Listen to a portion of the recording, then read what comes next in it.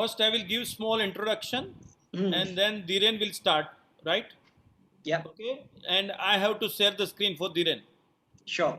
Right? Okay. And you have to give me the mouse also, mouse control. Yeah, that I will give. That is not a problem. That I will give.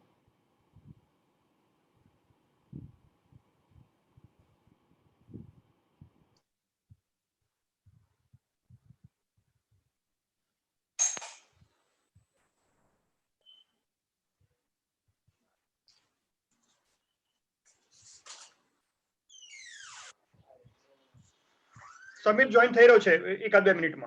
હા, નો issue. Introduction આપીશું ત્યાં સુધીમાં આવી જશે.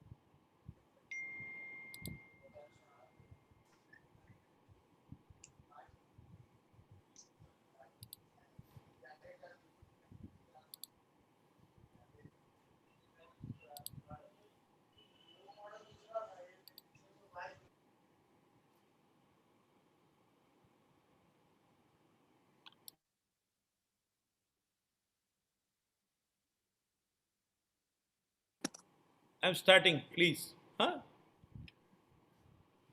From Gujarat Orthopedic Association, we are thankful to all the faculties. Those have accepted the invitation and they are going to contribute, share, and we'll be learning together and we'll be healing together each other. And also the audience. We are thankful to the audience. In a large number, they have started connecting. And for the audience, there is a small announcement that here is the click of recordings. Just click here, you will get the recordings of the previous webinars. And as you go down,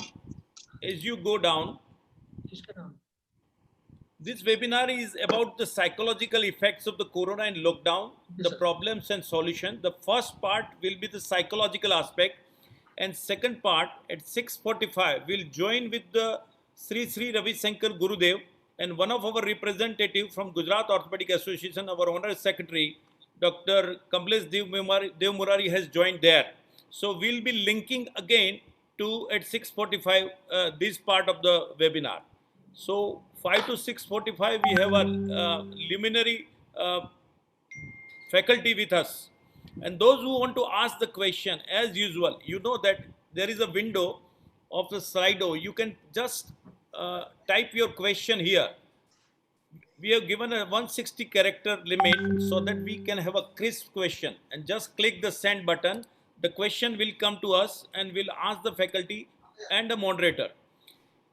And second part is those who are seeing from the mobile device and they have no space to write something, they can record the audio, record the video in their WhatsApp, and just click this button, WhatsApp to Dr. Navin. It will come to me and I will coordinate and will pass on to the faculty. Sir, let me have a small introduction. Dr. Samir Parikh. Please. Kamlesh bhai, please. Let me introduce Dr. Samir Parikh. Is a psychiatrist from Fortis Hospital, Delhi. He will be contributing the psychological aspect, and he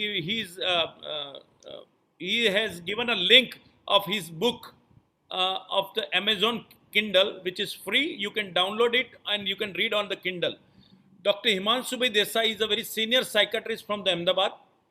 We have a Dr. Jain, who is a clinical psychologist from New York, USA. Welcome. Dr. Mukesh Shah is a senior orthopedic surgeon from Ahmedabad. Same way, Dr. Snehal Shah is a senior orthopedic surgeon from the Ahmedabad.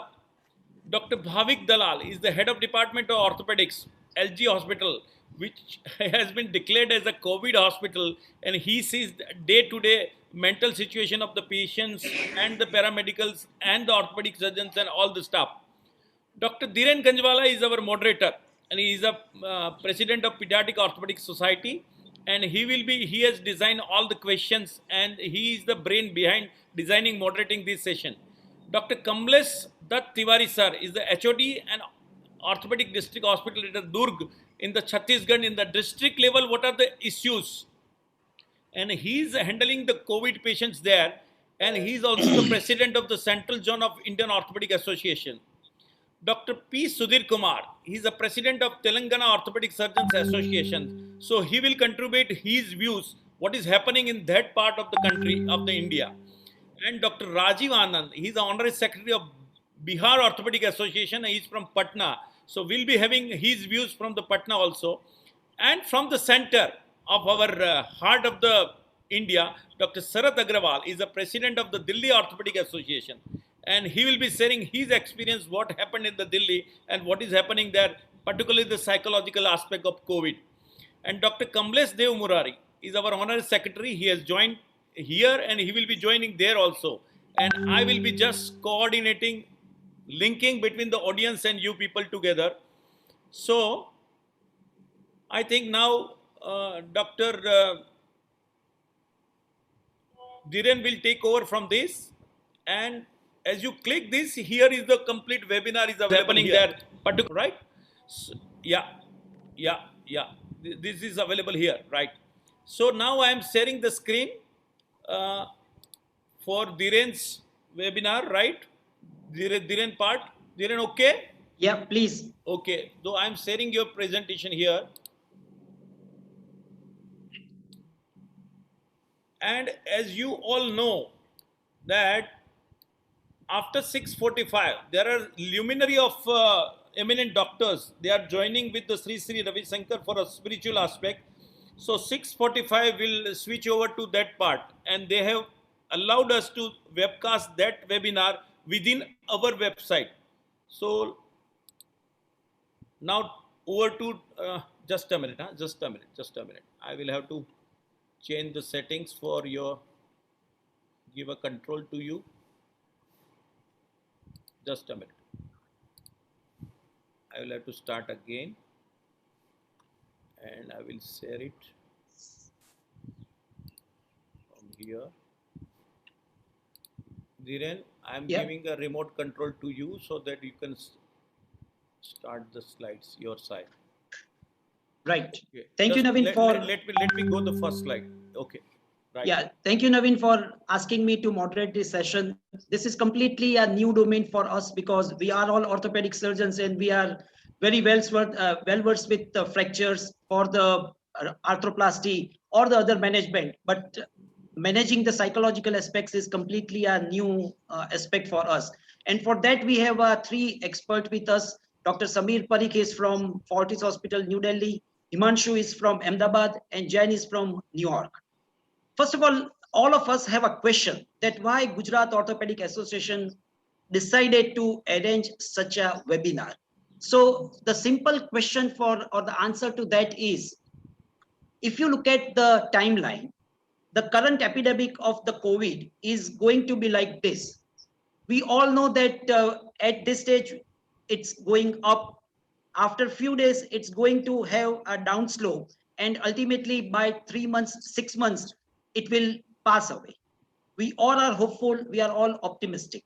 But what we are not aware is about a hidden epidemic which is going to come in a next 3 to 6 months. It has already started appearing because we discussed with our friends and they say that, yes, we are already started seeing the symptoms. And that hidden epidemic is nothing but a psychological aspect of that. So this is what already reported in the literature from the past such incidents, Afghan war, Iraq war, Vietnam war. Psychologists have understood that whenever there is a traumatic event, they always have a one problem, but the psychology aspect is always a hidden. And this is what we are going to discuss today. So I would like to ask our expert that are we going to get such phenomena of the psychological problems or the surge of psychological aspect in future? So I will ask Jain, because she's in New York already. They have seen the peak and now they are on a downslope. So do you see such patients with having a psychological problem? Yeah, absolutely. We're seeing a lot of, in addition to patients, a lot of our medical staff kind of having similar to post-traumatic stress disorder, acute stress disorder, following taking care of these patients. I think you're right that it is this kind of hidden pandemic, hidden second wave, because a lot of times when we're taking care of our patients, a lot of it is adrenaline, and we're just kind of going through the motions. We know the job that we're here to do and we're doing it, whether it's an orthopedic unit, whether it's a COVID unit, we're doing what we have to do.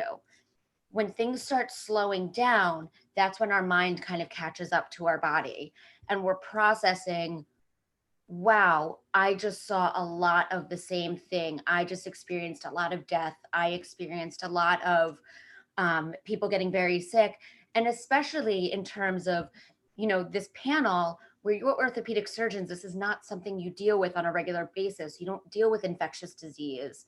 I know in the States, a lot of our doctors and nurses have been redeployed from their typical units to work in COVID units. So it's out of their realm, it's out of their ordinary. So when that slope starts going down, the emotional toll starts coming up. They have time to process all of the things that they've been experiencing that no one could have or was prepared for. Okay, thank you, Jen, for sharing your experience. I would like to ask Dr. Sabir. Sabir, do you think that in India we are also going to face the similar problem? So on a separate note, speaking before Himanshu Bhai is a tough one for me. So Saib, तुम्हारी permission हो तो बोलूं. Yeah, it's always there. And sir, a small request, because this is broadcasted to the whole India. So avoid Gujarati. Yes. Yeah. But you meet friends from Gujarat, and the first thing that comes out of me is the long lost love for Gujarat, given the fact that the entire education went there. But I'll come to your answer. See, the fact is that let's look beyond diagnosis. Let's look beyond the DSMs and the ICDs. Fact of the matter is, all of us know what has happened is unprecedented. We were unprepared, and the impact is something that we still do not know what it will be. The impact is going to be economical. There is a financial pressure. There is going to be a lot of pressure around jobs. And even today, as we talk, and most of the work that I'm doing in the last month or so, which is working with the school sector, the teachers, families, corporate sector, the fact that anxiety is an issue, we need to accept it. In fact, I have been saying that being anxious is the most natural thing in today's time, given the fact that there are so many aspects which are genuinely worrisome. And our concern is that once all this settles and our attention goes away from the physical aspect of the treatment and the actual illness, the undercurrent, the underlying the mental health component is a genuine worry for a country like ours. We have almost 800% shortage of experts, right? We have to understand that we've really not in the past few years focused a lot on the preventive component of mental health. When you put all of that together, and our primary healthcare system again lacks a lot of mental health component. So my concern is that if we do not start working from now and utilize the preventive aspects, whether it is the cognitive, the self, the social support system, stigma, help seeking, some of these things need to be integrated in our conversations and narrative right now to prevent a mental health epidemic from happening. Because if it hits us, then it's going to be a much bigger damage than what's happening right now. Yeah, thank you, Samir, for sharing that the same thing what they are seeing in New York. We are also going to see. Most of us, or even I was also not aware about that. Only last week when Navin told me about this, I started reading and I was really shocked as well as surprised to come about that. Let's go to the history part of the lockdown, because on 20th March, I was not knowing this word lockdown. For the first time in my life, I came to know about this word, the lockdown. So this is a pretty old terminology. If you look at the first time the lockdown was imposed in Italy at the time of plague, almost 500 years after that, the second lockdown was reported in England. If you look at after that in the recent past, in China and Canada, at the time of SARS epidemic, there was a lockdown. But remember that none of this time India was involved. Again, in 2014, many African countries were infected with Ebola infection. And at that time, lockdown was given in many cities. This time it is completely different. This 2019 and 20, almost half of the world or even more than half of the world is affected. And 212 countries are having some sort of lockdown. And so this is completely a new thing for us. In my life span of like 56 years, I am hearing it for the first time. Yes, in Ahmedabad, we have seen something of a curfew, but lockdown is completely new thing. So what are the psychological effect that we are going to discuss in this session? This session is broadly divided into two parts. The first 35 minutes, we will spend about the problems which we are seeing. And then the remaining 60 minutes, we will spend on the solution. It's not at all important to discuss only about problems, but we are more concerned about the solution. We are more interested in the solution, and that we will focus in the 60 minutes of the session. So the effect we will see in four groups.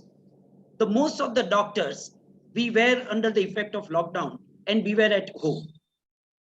We were going to our hospital for few hours, but most of the time, 90% of our time we were spending in our home. So what are the effect of that we will discuss first. Then there are some additional effect on the family members also. So that also we will discuss. Then comes a small group of doctors who are actually a corona warrior. They are fighting against COVID and they have a different sort of problem. So we will discuss their problem also. And we are fortunate because we have some of the experts who are actually administrating such warriors, and what are the effect of that we will discuss. And then there is a unique class of people, those who are not affected but they are quarantined. And these four groups will cover almost the entire spectrum of people. So let's see the first group, which is a larger group, that's effect on the doctors. We have seen variety of negative feelings when we talk with our friends. Suddenly they say something and which tells us that yes, this is nothing but a side effect or a feeling of boredom. We all are very busy. Most of us are outside our home or at our hospital for at least 10 hours in a day. And all of a sudden, when we have to remain for those 10 hours at home, it's really the question is what to do. So boredom is the first thing which we will discuss. The second is anxiety. We have a lot of reasons for anxiety that we are going to see in a minute, but anxiety is another thing. Samir said that yes, anxiety is normal, but certain level of anxiety is okay, but when it goes beyond a certain level, then it really creates a problem. Then comes the anger. Some of the times when our problems are not solved, that results into anger, or it may lead to a frustration. So I will start with a question. What are the reasons for that? So I will start ask Dr. Snehal, what do you think? Why we see such feelings? What are the reasons for such emotions? Basically, what I feel, I also feel anxious and frustrated many times, quite a few times. I think it's a multifactorial. One of the most common reason, because the biggest reason I find is the lack of proper treatment or thorough treatment of the coronavirus and its rapid transmission, which makes us little more anxious and fearful. All of us want to get back to the work as early as possible, but the rising number of the patient prevent us from going to the work. We have got a fear for the getting infection. We have got a fear to get quarantine, and we don't know how long this quarantine will last. It may last for 14 days. It may last for 28 days. So all sort of worse complication comes in our mind when we think about the corona infection to ourselves. At the same time, we have to think about our family, think about our hospital, our staff also. We are concerned about our staff's health also. We are concerned about the health of our family members also. That prevents us from going to the work. That makes us more and more anxious. Over and above that, financial issues going to come in coming years if this lasts for longer time. We have to run the hospital. It's a privately run hospital. We are responsible for the salary. Whether hospital functions or doesn't function, we have to pay salary to them. That will be adding the problem of financial stress to ourselves. And above all, we cannot see any end in near future. All these factors together makes me more anxious and frustrated. Yeah, thank you, Snehal, for giving a few reasons for that. I would like to ask Dr. Mukesh Bhai, what do you think? What are the reasons? Just add on to what Snehal said. What are the other factors which are not conveyed by Snehal? Yes. I'm audible? Yes, Yes. please. I mean, most of the things Snehal has covered, but the most important thing is our profession already is a stressful profession, and now the COVID-19 has added to the stress that in our medical life. And some of our first friends, they feel that the corona is not very serious, and they're very, I mean, casual about that. So we are not supposed to be frightened, but definitely we have to be careful. One of the most important thing I like to draw the attention is the uncertainty. In Corona, the most uncertainty, we don't know how much time it is going to last, how much is the mortality, what is going to happen to our practice. And as Snehal said, there are a lot of our financial things and everything. So our staff, when they are not working, we might pay them 70% or whatever, but we're also paying them the extra perks also, which is going to be stopped. And they are also worried about their health and everything. And as you said, there are a lot of studies. In New York, there was one study where 50% of the medicos and paramedicos were found to be having depression, anxiety, and insomnia. So, in one nutshell, Matthew Y of New York, he has said one very good sentence, that my light at the end of the tunnel is going to my home. So that's what we are worried. We want to reach home. So this is the main reasons of our anxiety, as Snehal said. And we are still not sure what is going to happen about the treatment, vaccines, and all those things. Yeah. Right. Thank you. So, like these are the two doctors from a private practice in Gujarat. I will like to ask Dr. Kamlesh Tiwari, what are the situation in your city? Do Yeah. you say the same thing or like it's a different? No. In my city, situation is slightly different. Well, I am coming from a small state, and CG Chhattisgarh population is approximately 3 crore, and most of the person migrate from here to the different places for getting the job. So that is the issue. They go as a labor and they are stuck up at the different places. So now government has given order that not to start your private clinic, hospital, and they have shut down even the government hospital. What we are doing in our setup, in our hospital, we stop the minor branches like ENT, ophthalmology, dermatology, and skin and BD. So government has cut down the OPD number. So we have got the limited number of the doctors, and we are diverting this our limited force to the corona treatment. Now, in our setup, government has decided to go continuously for the testing of the corona patient. We are running a corona clinic round the clock, right from the 8 a.m. to the 8 p.m. Doctors are taking all precautions, doing the examination, sorting the patient, and getting their test done. Accordingly, they move the patient to the quarantine or to the isolation, or they shift the patient to the treating hospital. In Chhattisgarh, we do not have the big hospital, but lucky enough that we are having the AIMS Institute at Raipur. So we are diagnosing the case and sending them to the Raipur. Raipur AIMS Hospital is well equipped. Luckily, we have got only 60 patients positive at present, and all of them have been hospitalized in Sir, due course of the time. can you focus on the psychological aspects? Right. Psychological aspect among our colleagues is day by day is deteriorating. Most of the doctors in our setup are above 50 years, and they are suffering from the comorbidity. So they are afraid of doing the duty. They are afraid to impart their regular social work, regular official work, and regular corona duty. None of them are exempted, but they have to be there. So what I am also senior citizen, and my most of the colleagues, 50% of doctors are above 50 in our setup. Our hospital is 500 bedded hospital, and 50% doctors are above 50. So most of are suffering from the comorbidity. So we Okay, have made thank a you, sir. policy. Thank you, sir. Sir, we wait for because we have a lot of things to cover. Sure. So I request Dr. Sudhir to say, please focus on the psychological aspects. We are not Sure. really interested in how the situation is in your state. Okay. Please, yeah. So in this condition, we Yes, have Sudhir Kumar, please. Dr. Sudhir, yeah. Us in Telangana state. So we have the same thing is going on with all of us: anxiety, boredom, and frustration, and everything is going on just like the whole India. So the amount of COVID infection is somewhat less here, in Telangana, but all the smaller hospitals, nursing homes are being shut down.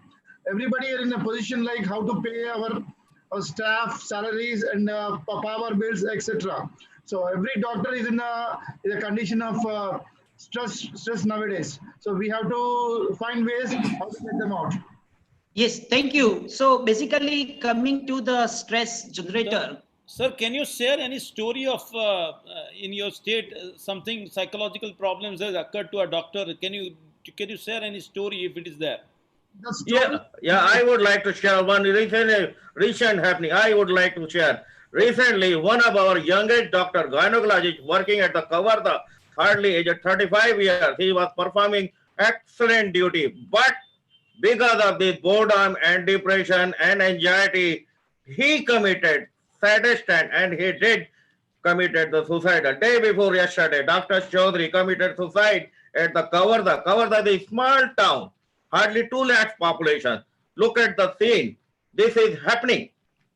So that's really sad thing, and we are really like shocked to know that like the young doctor aged 35 has to resort to the suicide, which is really a sad end.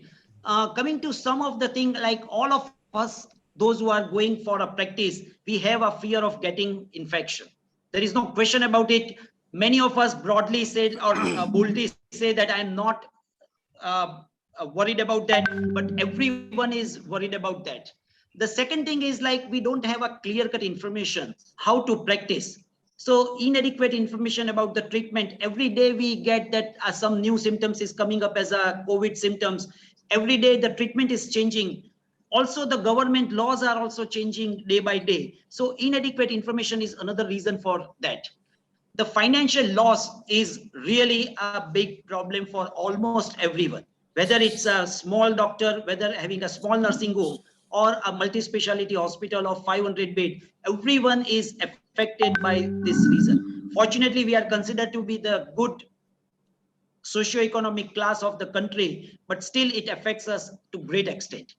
The another reason is like how to pass time. We have a plenty of time at home, and how to pass time is another issue. Then some of us are very fond of going for an outdoor activity, going to the club, to the meeting people. So there is a restriction on those activities also. And sometimes many of us have a children studying abroad. And when we are not getting the exact information from other countries, we are also worried. So these are the reasons for that. So now we come to the question to the Rajiv, like, do you see such points in your practice, what we discussed? Do you see such problems in your practice? Yes, Rajiv. Yeah, thank you very much. Basically, I work in a hospital as an associate professor in a medical college, and as well as here private practice is allowed. So my personal concern is, or my colleagues' concern is, that we have a lot of trauma patients in our hospital, and we have to operate every day. But my question is, can you believe those PPE kits and masks? The answer is no. So we feel that we are not covered properly, and still we are doing those surgeries. And especially when the things came out that in orthopedic surgeries are very, very risky to do, as while drilling or while reaming, the aerosol concentration is much more high, and we are very much liable to get infected, as we have seen that in a recent times, 4 of our senior colleague has lost their lives. So our real concern is, like, suppose the government is pressurizing us to operate, and since the trauma cases, we can't live for long. We don't know how long this COVID will go.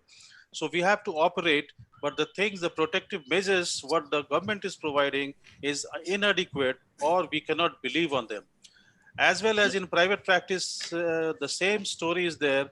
People are not coming, not operating well, but even how long?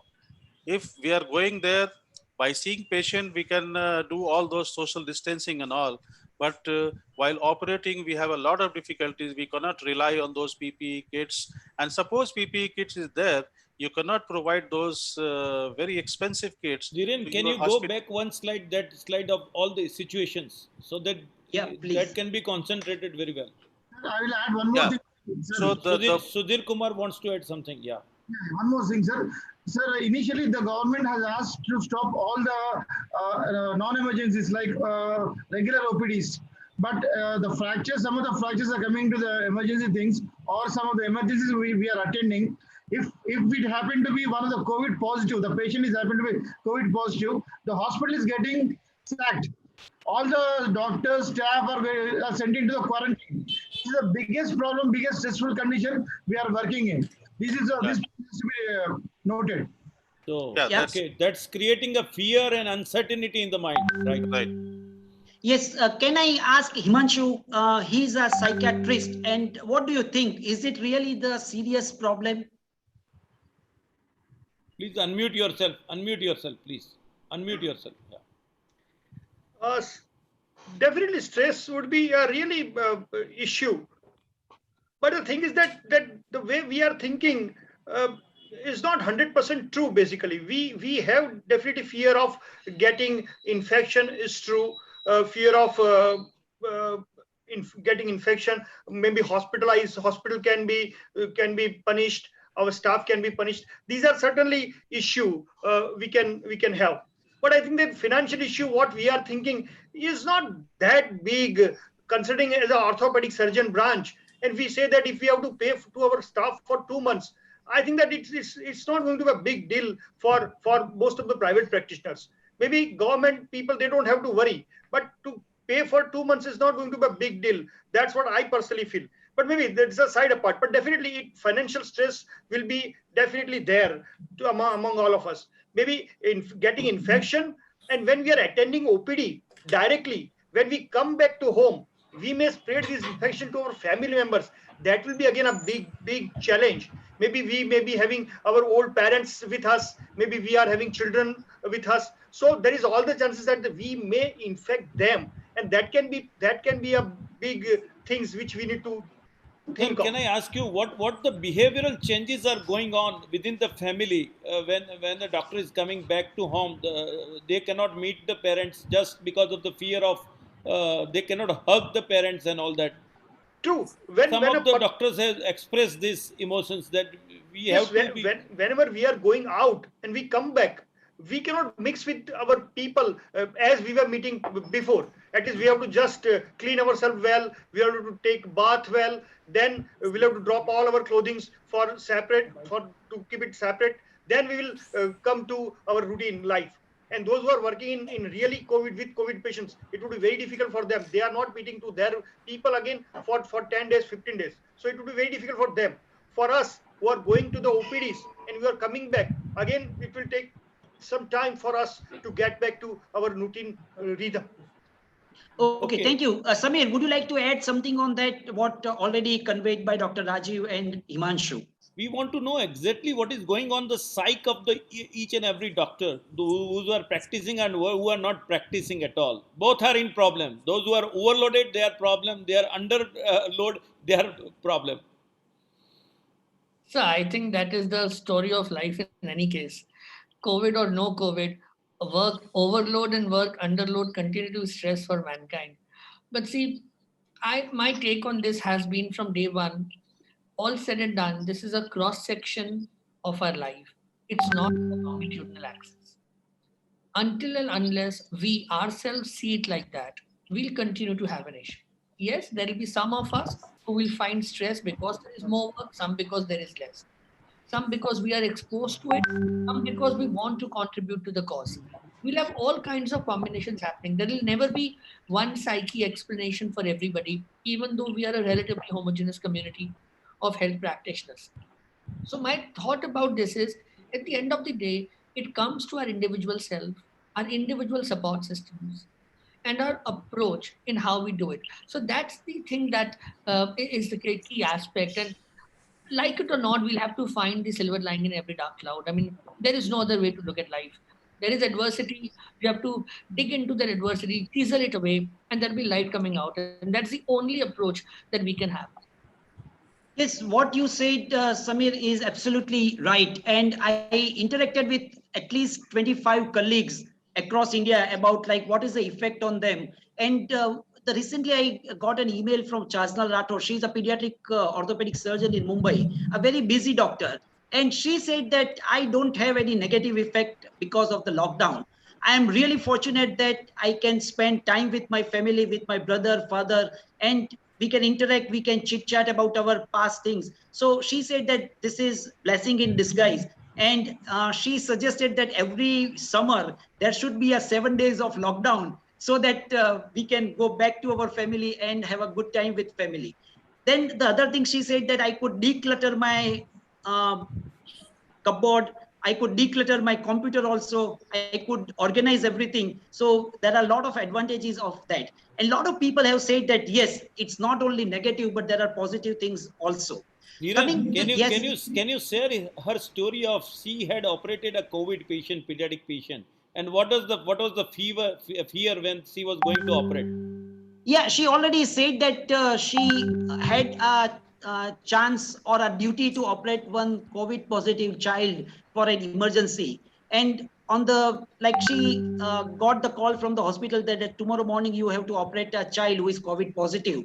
She said that initially it was a shock to me and to my family also, but it took around an hour and so, and ultimately she recovered that there is a very good protection or the PPE available, and the anesthetist, the senior anesthetist was very confident, and she said that don't worry, we will take enough precautions. So but she said that it was really a difficult time. We will come to similar situations. Yes, Jen, would you like to add something on that?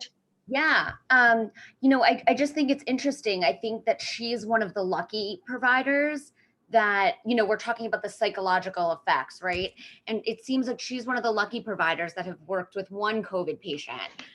Coming from my perspective in New York, where we are the epicenter right now in the States, we're getting inundated with all of the patients that have COVID. So, I understand what she's saying where, it can be this blessing in disguise. But when you are then working with 50, 100 patients that are all COVID positive, I think that's when the psychological effects transition from this is a blessing to this is really scary and this is really stressful. And I don't know how to navigate all of these patients coming in with an infectious disease and an orthopedic issue rather than just coming in for an orthopedic issue. Yeah, thank you. We are coming to that point in a minute. So basically, now let's come to the second domain, and that's effect on the family member. See, family members also have the same issue, and many times the family members, they are not medicos, so they have a separate type of issue. One of the major problem which we have seen in, I'm sure that across India, most of us are fortunate to have a staff who takes care of our daily mundane activities at our residence. Now, because of the social distancing, physical distancing problem, we are not allowing them in our residence. And lot of things now we have done ourselves. So this is one issue, and this is, some people take it as a learning, while some people take it as a punishment that for how many days we have to carry out this. So I will like to ask Mukesh Bhai, you want to share something on that. So can you please? Yeah, I think this lockdown for family members is a blessing in disguise. No doubt when you go home, they are a bit anxious that doctor has come from the office, he has met people. But if you are taking proper precaution at hospital and coming home, on other side, they're happy because they have good family time. They've never had their husband kids together for such a long time. And as Dhiren Bhai said, there are no staff, but there are husbands with them. So, and there is a now possibility that they cook themselves. They cook some different dishes, and now because you're not getting this food from outside, you cook at home. So it's a good thing. You get a nutritious, hygienic food. In a lighter tone, I had a small joke to share that one husband and wife was chatting, and the wife told to the husband that, darling, you are so nice with me, and I had such a nice time with you in this lockdown time, and I really enjoyed the time all the time with you. And I wish now when the lockdown is over, you should do the work from home only. A husband was so happy. He said, "Oh, that much you liked it, so that is nice, very nice." No, the most important thing is that you are doing a better job than my Shankar. So now you should be with us and work home. So that's a better thing for us. So many wives have enjoyed the husbands cooking for them and doing dishes for them. Okay, That's all Mukesh for bhai, I think that it's not your personal story. maybe true. Yeah. Okay. Not really. I will Not like really, to but ask Dr. Sharad, do you see similar problem, the family problem, something in Delhi also? Yeah, please unmute your mic and. Dr. Dhiren, you're asking me? No, yeah, Sharad, yeah, Dr. Sharad, yeah. So I would say I've been hearing the views of all other panelists. I would say the orthopedic surgeons, they pride by being very busy. We'll get up in the morning, we'll go, already surgery is booked up, then you'll do the OPDs, and then you keep very busy till evening and night throughout the year. So suddenly you are sitting at home and seeing very few patients. So that's one thing which is suddenly changed. One. Now, coming to the family part of it, yes, all the aides and maids have gone away. So you have to manage the house. And my particular way thing is, my wife is a government doctor. She has to do her duties for fixed hours. And I, being in practice, I can be more flexible. So I have to come and help her in the household work and take care of it. Even I have to drive her to the place because I don't get the driver also. I mean, these are small things which we normally don't realize is happening in our life, and how much help they do it, how much aid they are giving us, and suddenly they are gone away. And so that is the one thing which we're doing. And somebody said that one of panelists said that you can manage for 2 months. We don't know whether it's going to be 2 months or much more than that. I mean, the working part of it, the salary part of it, the earning part of it, and the sort of a guilt in us that we are not able to do any productive work. So those kind of things, they come up. And the biggest thing, one of the panelists says, uncertainty. We can't plan because we don't know what's going to happen, how long it's going to take, and what should we do, when should we start our practice, what all we should do, what should not do. So these are the things which we day to day face.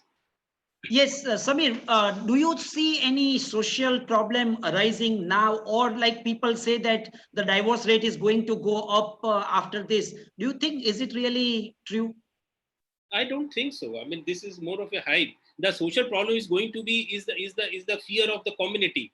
Now, what you have been seeing, that being a doctor, being a healthcare worker, people are scared. Like in my hospital, there were some cases reported, and some channel falsely reported that the hospital is sealed. Immediately, I started getting calls from my society. Doctor, are you okay? I mean, indirectly, they wanted to know whether you are affected or not. I mean, are you okay? Your health is okay? This and that. So we have heard all over the India when how the healthcare workers have been treated in case they are affected, or people are afraid of them spreading the disease. So that kind of fear in society is there, definitely. And but I'd say per se divorce rate is rising. I don't think it's that much of a problem.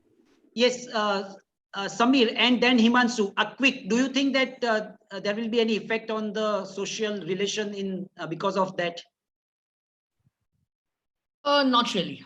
When it comes to family relationships, I believe family relationships will only get strengthened. I fundamentally believe, picking up from what the young doctor from Mumbai had written in the mail, I think people are re-energizing, reconnecting with their people. I can see people, getting in touch with their long lost relatives, friends, alumni, neighborhood friends. I think that component of social support system is improving. I think post COVID, I'm hoping and I'm very optimistic, we'll be a more empathetic, better connected society. I think the only social concern that isn't on my mind, one that Dr. Agrawal just said, is the stigma of COVID, which all of us need to try and ensure that we take it out of the narrative, because we don't want another illness to be stigmatized. For example, like mental health has been stigmatized for generations. That shouldn't happen. And the other social concern I have is whatever we say, I do feel economy will take a hit. So there will be a major chunk of people who will be displaced economically, be it through job, be it their finances. I think how does the society come across to support this big chunk of people? That's the other social concern. If we can manage this concern of stigma, and if we can manage the concern of people who would be falling down in the scale of social economicity, then we would be on track. But families, I think, will become better and more supportive. Samir bhai, but opposite stories are also coming in the picture, that the socially, when the doctor dies of the COVID, he's not getting the land to get buried. That is also a very sad part of the story. So Doctor Tiwari, can you say that story? Yeah. I remember that story. One of our senior colleague, Dr. Lakshmi Reddy, he was practicing near the Chennai, Trichy, and At the he has to Nellore. Nellore. It was Nellore. He was only 51 years aged. Nellore, having huge OPD, and he was doing all sort of the OPD running orthopedic practice. He started getting the fever. Then he was rushed to the Apollo Hospital, Chennai, and he hospitalized. And within 7 days, his condition deteriorated, and we lost our that lovely and joyous senior orthopedic.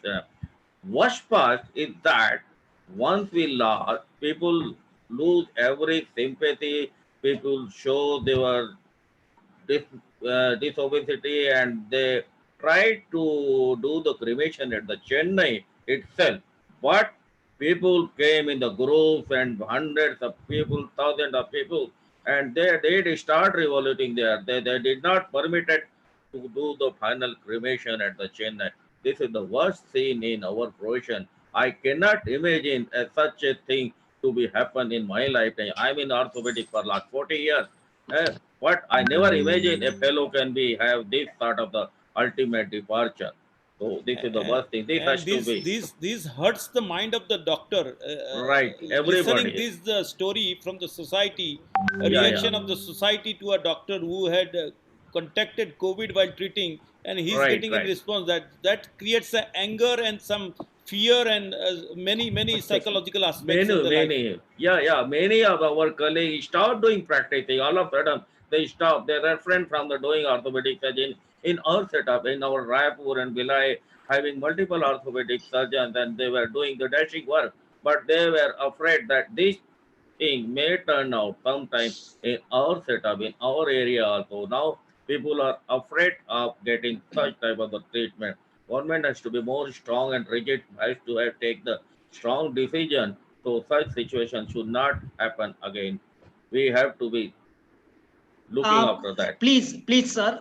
See, let me tell you a request to a panelist that we are already running late. And if we go on at this speed, then probably we will not be able to cover the solution part, which I think is the most important part. Most important part, So yeah. Very please, correct. be brief, to the point, and Right, don't right. go describing the negative stories. Yes, we know that there are a lot of negative stories, but this webinar is not for like having a group crying and discuss the problem. What we are looking is the optimism, positivity from this webinar, so that our mental health improves. So a small request that please be to the point and be brief.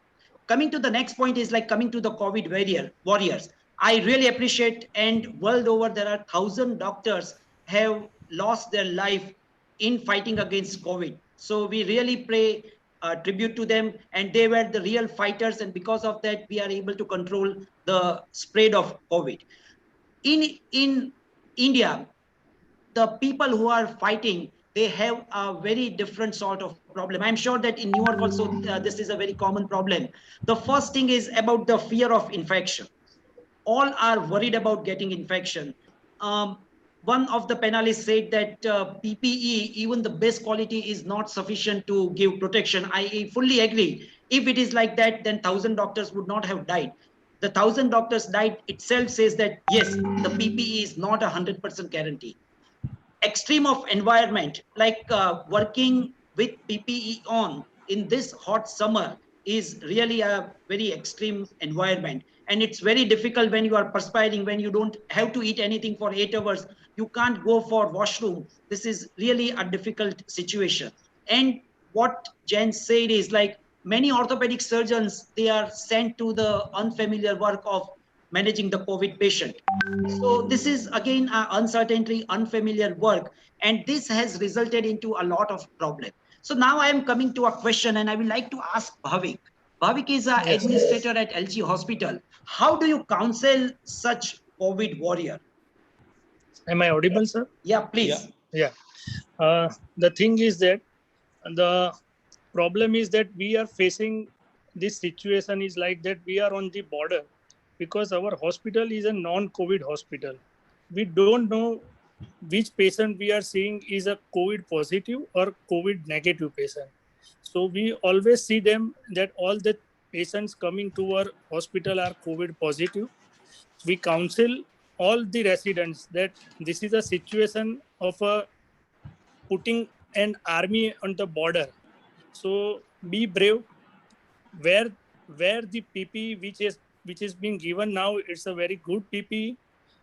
You are seeing the patient. You are there is a compulsory rule in the hospital that without PPE, nobody will see any patient, whether it is trauma ward, whether it is a routine OPD, whether it is a ward or in the operation theater. So each and every person entering the hospital should wear a good quality PPE, which is now being provided by the administration. Second thing, we counsel them, we tell our supportive staff, we tell our nursing staff, and we tell our residents that we are all with them. Any complaint regarding their fear, we will like to counsel them in a proper way. There is our psychiatric department running in our hospital, which really takes very good care of all these stress related things which are happening during the duty hours. Another thing is that whatever staff is doing their duty, all the staff are being now tested for the COVID sample. So their samples are taken, and we are making sure that no positive person or paramedic staff are working who are corona positive, so that they can spread the infection to others. So with this thing, all of them are happy that they are being really heard. Their problems are really heard in the hospitals, and the tests are also be done. So there is the fear of getting infection or getting infected has been now removed. So everybody is doing their job. And another thing is that we have now reduced our team. We have made the number of person working in the hospital in a less number, so that effective teamwork will be there. Less number of consultant will be there, residents will be there, and the nursing staff will be there. So there are less chances of everybody being getting infected while they are doing their duty. And this team is being divided for 7 days. They are being given rest for another 7 days, and after again 7 days, this team will again come. So the chances of getting fear of getting infected by doing constant duty is also being removed. So these are the steps at present we have been taken. Again, another thing, a good thing has been done is that any patient who is being getting admitted, there is a separate isolation ward where the gynec people. Please, like say we are not discussing about that part. What you are doing at LG Hospital is excellent. We are just focusing on the counseling. So now I request Himanshu bhai, if you are in charge how would you? First of all, I think that we will. If I am a leader, then I'll have to team. I have to lead the team with me. I have to be in a front line that I am with all of you. That's the first thing. If the force is there and they feel that the leader is not there, then they will feel that they are left alone.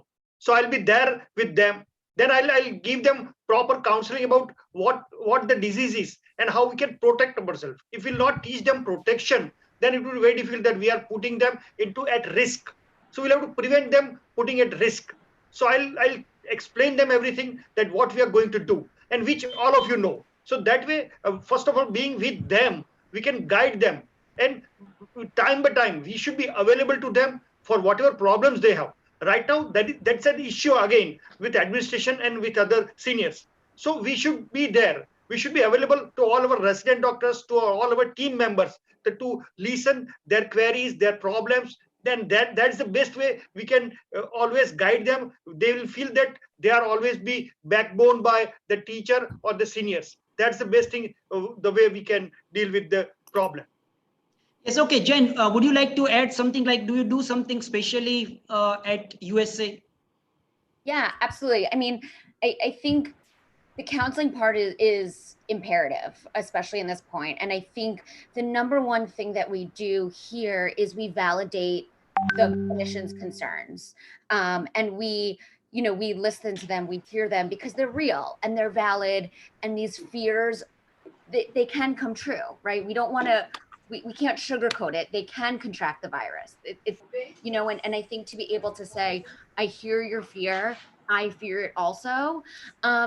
And I think just to provide support, whether it's official therapy or counseling, or just having colleagues say, you're right, this is really hard. What can we do together? How can I support you? Do you need a break? Do you need a 15-minute coffee break? Do you need to go outside for a few minutes? Let me cover your patient. And really just being able to support them in the moment when they're doing the work and then after. Because I think the frontline people are, like you said, the real warriors. And I think just being able to support them either in an official role by getting them into therapy or just being a colleague and a shoulder to listen to. Okay, thank you very much for that. So now we come to the fourth group of people. I would like only one thing more here, yes, if you permit.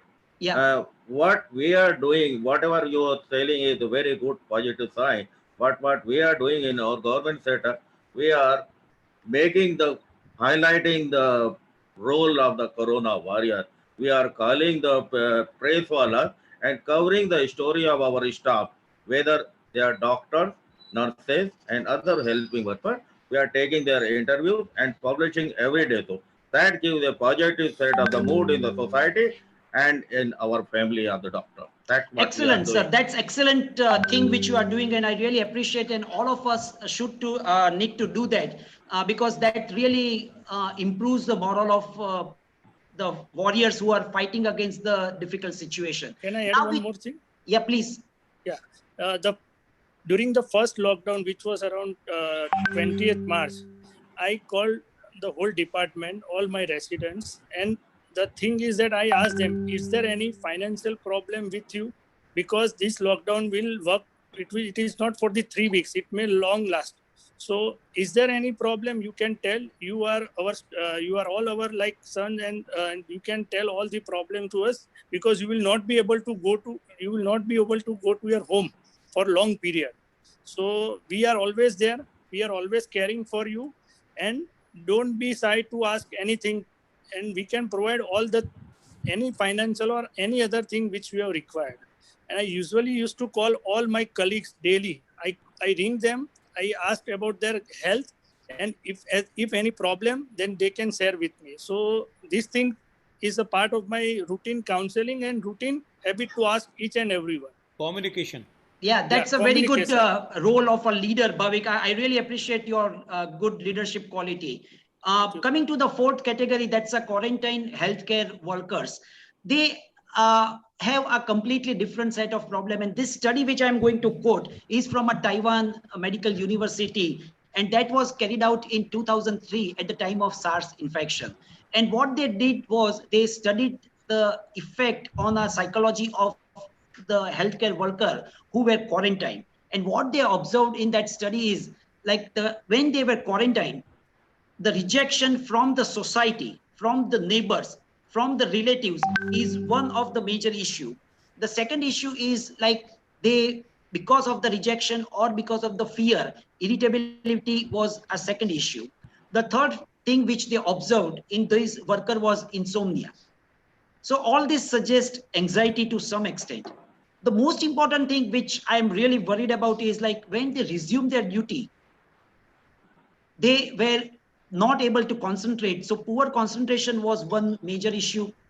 The indecisiveness about when treating with the patient was another problem, and that resulted into a deterioration in the work performance.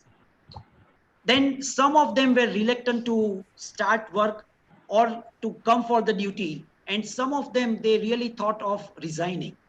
So I like to ask our panelists, particularly Dr. Kamlesh, do you think that we are going to see such problem? I would appreciate Yeah. if you say yes or no. Yes. What Yes. we are, yes, I would like to comment. What we are seeing such type of the problem, and to avoid such situation, we are doing two things. We are doing. We have made a panel of the psychologists and behavioral scientists, and they are going and visiting the quarantine center and isolation center regularly. Say about every alternate day.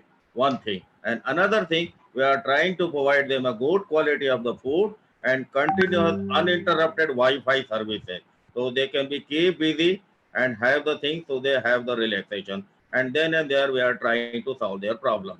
And after, when they come out of the quarantine period, we give them a rest for another 7 days, 10 days. Then only we take them in another stream of the functioning. That's Okay. what we are trying. Thank you. Samir, what do you think? Like, do you, we really need to worry about this post-quarantine problem? Or this is like that has happened in Taiwan, and like our society is really a strong, resilient society, and we will not face this problem? So, I'm a very optimistic individual, right? And probably the training also has made me see more optimism than what maybe sometimes you would want to see. But my belief is that the amount of restlessness that is there in people to go out there and resume life is far more than the problems and the pressures that are there. I think the key here is going to be how long will it take for us to restart? And when we restart, what will be the weaning off process and the process involved? What will be the threat potential? Some of these variables are not in our control. But I fundamentally believe that once this is out and we're out and done with this, most workforce will be out there in full throttle because they'll be thriving to work. I mean, so many of my colleagues who are at home and really, really want to work are waiting to get out there and start working. Uh, Having said that, I do want to repeat what I said earlier. Support system, positivity, taking care of the vulnerable class simultaneously need to happen by the society. You put these two things together, take care of the vulnerable and work on the optimism of those who will be the drivers of the future, we'll be on track. But I am not a pessimistic person about the future. Okay, Dr. Sudhir, how you are going to prevent this problem in your team? Sir, actually, we don't, our state, all patients are being taken care of by the Gandhi Hospital in Hyderabad. So all the peripheral districts we don't have, we are not managing the COVID patients. All the patients are being directed to the city Hyderabad and in the Gandhi Hospital. So the thing is, all the healthcare workers who may come in contact with this thing will be like, we don't have such problems like here, sir. Okay, thank you. Bhavik, you are going to face the same problem. So like how you are thinking, what you are going to do preemptively to prevent this problem? Yeah, sir, I was trying to come to that point. One of my colleague was having this COVID test positive. He was hospitalized. After 10 days, now he's quarantined for 15 days. So I usually call him during the hospitalization period also, and now in the quarantine period when he is at home. The thing is that he's so positive that he wants to join duty. Okay, so now he's getting boredom to get at home also, and he's trying to come. He wants to join the duty and start the orthopedic work, because the thing is that the psychology is now of fear has gone. Okay, now he is COVID positive. So how does, and the another good part is that the point you have raised that about the society, what the society people will do. I would like to say that there are some positive things also going. They are helping the doctor family to get everything which they want. Like small groceries, small food items, the societies are coming ahead to help the doctor family. So I don't think that these problems will become a big, and they will have a depression after getting corona, from getting treated by the corona, and they are ready to come to the workplace again. Yeah, so what Samir and Himanshu said, that our society is very different society, Yeah. and like to some extent we always believe in helping people, and this is completely different than stigmatization. Like the society members, the neighbors are willing to help the person who is fighting against COVID or who is infected with COVID. So that's really something positive, we understood. Now we come to the next part, and which is very important part, and that's now we are coming to. Dhiren, Yes. Dr. Jain wants to say something. Yeah, please. Please. Thank you. I just wanted to say, I agree with the society here in New York. The general public, every day, this has been happening for the past four or so weeks, maybe 5. Every day at 7 p.m. here, there in New York, people go outside or stand on their balconies or open their windows, and they clap and they cheer for all of the healthcare workers. And it's called clap because we care. And this happens every day from 7 p.m. to about 7:02, 7:03 p.m. And society is really coming together to honor our healthcare workers. So I agree with the rest of the panelists that our society, unlike the one that you had mentioned in that study, is really stepping up and really taking care of our healthcare workers. And it's just so beautiful to see every day that how important our healthcare workers are to everyone. That's great. That's great. And I think that our society also needs to learn something from the experience of USA. And that would really change the moral of the fighters who are actually fighting against COVID. So now we are coming to the second part of our webinar. And now we are looking for the solutions.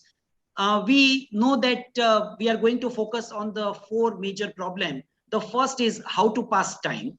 The second is how to take care of the boredom. The third is how to take care of the anxiety, and the last is taking care of loneliness. So I first of all go to the first point, that is how to pass time. And for that I ask Snehal, how do you pass time? Because you are very busy from 10 a.m. in the morning to like 9 a.m. 11 hours you are working every day, and now like those 11 hours you are almost at home. So how do you pass your time? You need to unmute your mic. For me, like this lockdown period is blessing in disguise kind of thing. First of all of you have to understand that nothing is in our hand. We have to follow the course of events that are taking place around us. So we are not decision maker to stop the lockdown, start working, because circumstances may or may not favor us over a period of time. So what left us with, we have to think the best what we can do out of this being lockdown. So I have make some suggestions and which I follow in my day-to-day life these days. There are few things which I recommend everyone to do to pass the time the best possible ways. The first thing, one should have an adequate sleep of 7 to 8 hours, because in our busy life sometimes we are deprived of the sleep, and that adversely affect our health. So getting adequate sleep helps us to boost up our immunity as well as the stress reliever. The second thing is regular exercise in yoga. I do a couple of hours of exercise or 3 hours of exercise every day during this season lockdown has started, and that has helped me to build my physical fitness as well as my mental stress as well. The third thing which I recommend is taking care of your hobbies. We all are very busy. Not I'm my me only not only me, but everybody is a busy orthopedic surgeon here, and so we don't get time to cater our hobbies. So this is the best time we can take care of our hobbies which are left behind. Left behind. Fourth thing I recommend is spending a quality time with the family members. You can sit with your parents, you can play with your son, children, your wife, you can play indoor games with them and spend a quality time which is missing in your life for so many years. Fifth thing is socialization. You can do talk with your friends, you can talk with your relatives with whom you don't talk routinely. So that is one thing you can do in your spare time. Of course, the academic part is taken care by the Navin Bhai by regular webinar. Thank you. I do attend his webinar about 3 to 4 hours.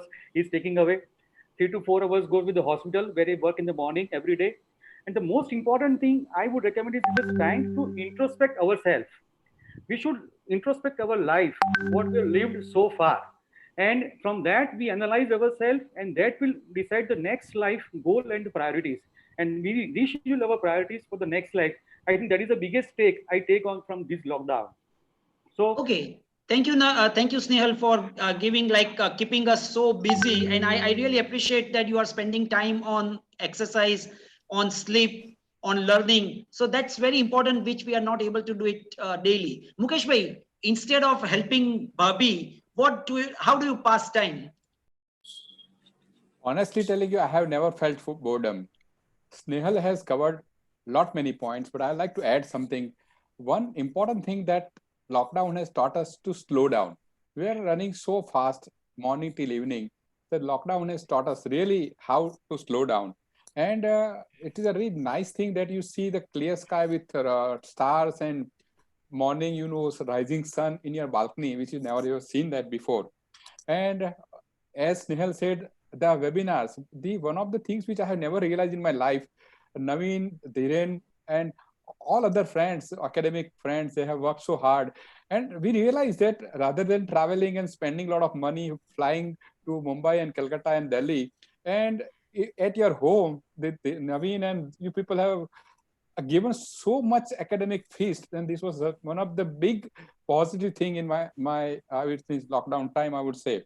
Mukesh bhai, thanks to the team, whole team is working, sir. No, that's true. But I must say that I really enjoyed. And one of the another thing I observed is the creativity and the innovations. One of the innovations which I talked with Dhiren in the morning, that the Newton found out this gravity law during this type of time in the plague pandemic rather. So people have got times like our friend Maulin has got good habit of writing poems, and some friends have got good music lovers and writing poems, and I mean, lot many things. Creativity has come out of this our lockdown period. So I must thank the lockdown period that it has given a lot of things. No doubt, lot of negative things happen, lot of positive things are there. I must appreciate that. Okay, Rajiv ji, what do you think? Like, how do you pass time? I do feel that my life is more balanced nowadays because I work for 3-4 hours and 2-3 hours for the webinar. And I wanted to see lots of movies because seeing movies my hobby, but I never used to get time. But nowadays seeing Netflix and Amazon, good movies. So spending time with my kids, because they were all studying outside Bihar, but now they're at home. So spending time with with the whole family, and it's a real good time for me, So now I realize that what I have missed in those 10, 15, 20 years. Okay. Okay, good. Yes, Naveen, please. 6:45 we have to finish. Huh? Yeah. We are right. yeah, good. 2 or 5 minutes extra is not a problem. Yes, sure. So, like one of my friend, Dr. Sudhir, would you like to add something on that? Yeah, please. Yes, the COVID has created a U-turn to our lifestyle. It has completely changed the way we see our lives. So I have started my career 20 years back, and it was so busy that the 20 years passed just like that away. It's evaporated. My 20 years of life has been evaporated. After the lockdown has started, I just started. What are my interests? My interest was doing exercise. Even before lockdown, I used to do exercise. But After lockdown, I've taken a lot of time in the morning and evening for exercise. I've compartmentalized my day into for my personal thing, my hospital, and my family and my friends. And this way, I have never felt boredom. And I feel like every year we have to have 1 month of lockdown for everyone. I suggest. Good, good. Like a summer vacation, we need to have Dhiren, that also. Dhiren, there is a Yes. question from Dr. Jawad Jetwa Mhm. that anybody who is working on the top position, feeling sandwiched between the government policy, government and their staff or their co-workers. Yes, Bhavik, I think you are the right person in the team who can answer that question. You are the administrator of the hospital, and so Yeah. do you feel something like that? Yeah, the thing is that the policy of the government, you all know that it is changing daily, but we have to keep balance that because we are running a hospital with all the departments, so there are some policy which we have to strictly implement because it has been it has been coming from the center, and there are no loopholes to for that. Second thing is for providing all the personal protection equipment. All the administrators are trying their level best. The thing is that nobody was able to give the amount of PP which was required before in the scenario when the first lockdown was there. So there was a Bhavik big bhai, tremendous mental yeah, situation. Just it's focus on the mental mental situation. situation and Okay. how you come out of this stress. Sir, it is like We will come to that later, Bhavik. Don't worry, we will take up yeah. that question Okay, later. okay. So these are the embroidery is one thing which one of my colleague did. The painting and the drawing is another activity where you can focus. Now we come to the another issue, and that's boredom. And for that, I will like to ask Samir and Himanshu, what do you suggest to avoid boredom? So Samir first, and then Himanshu.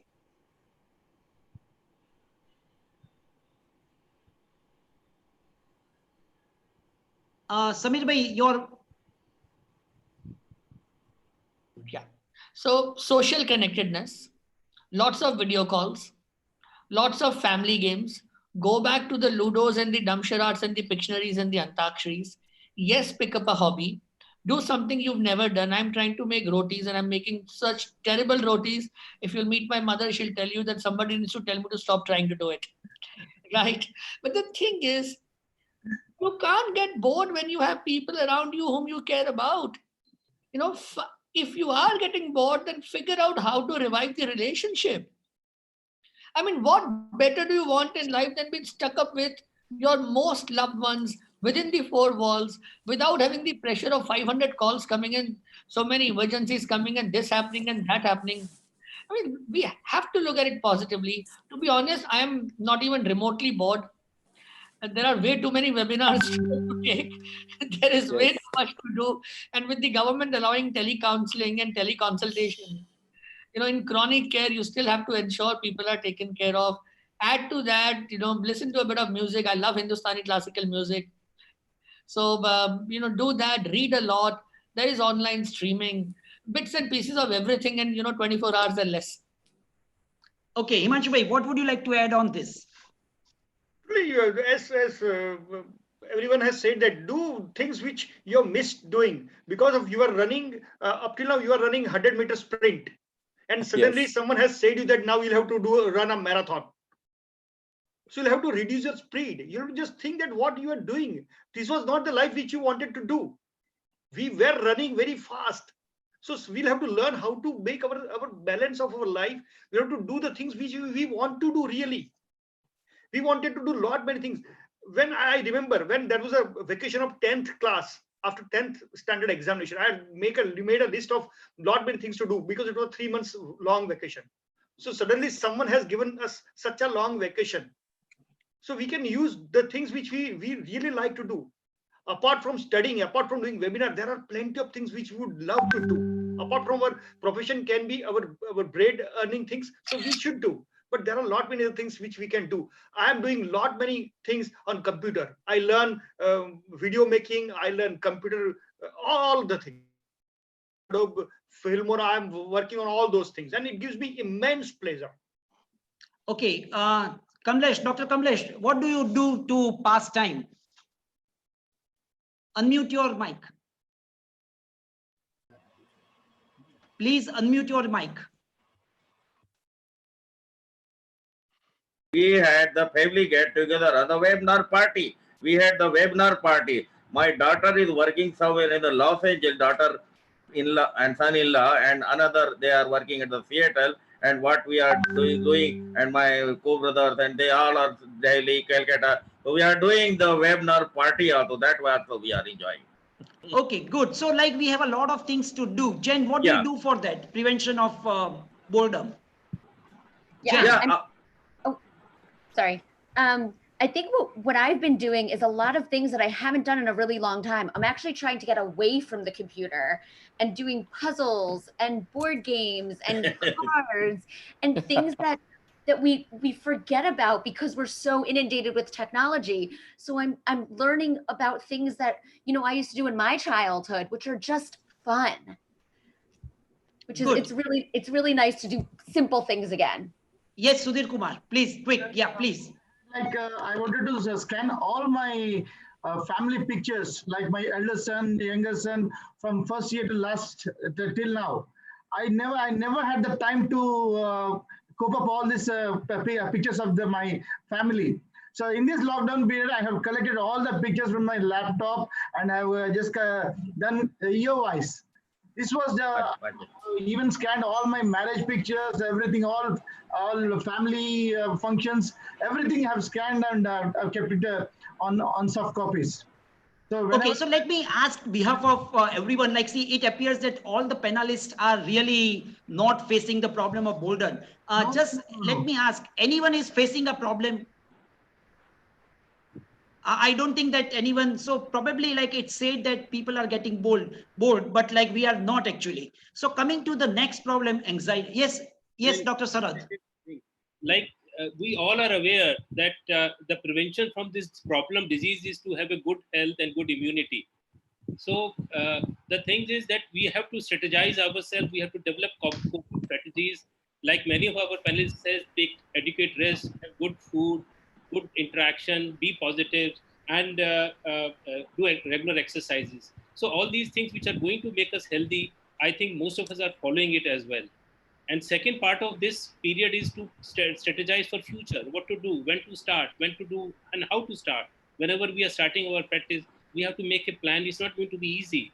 So every bit and things we have to plan and decide, and maybe add something more to our facilities and do that. So those things are taking lots of our time. And of course, like Dr. Navin, in Delhi also, we are having regular webinars. So person like me are of course busy in that also. So I don't think boredom is an issue with us doctors. That way we are really blessed that we are not facing this problem. Coming to the problem, which is a third problem, that's anxiety.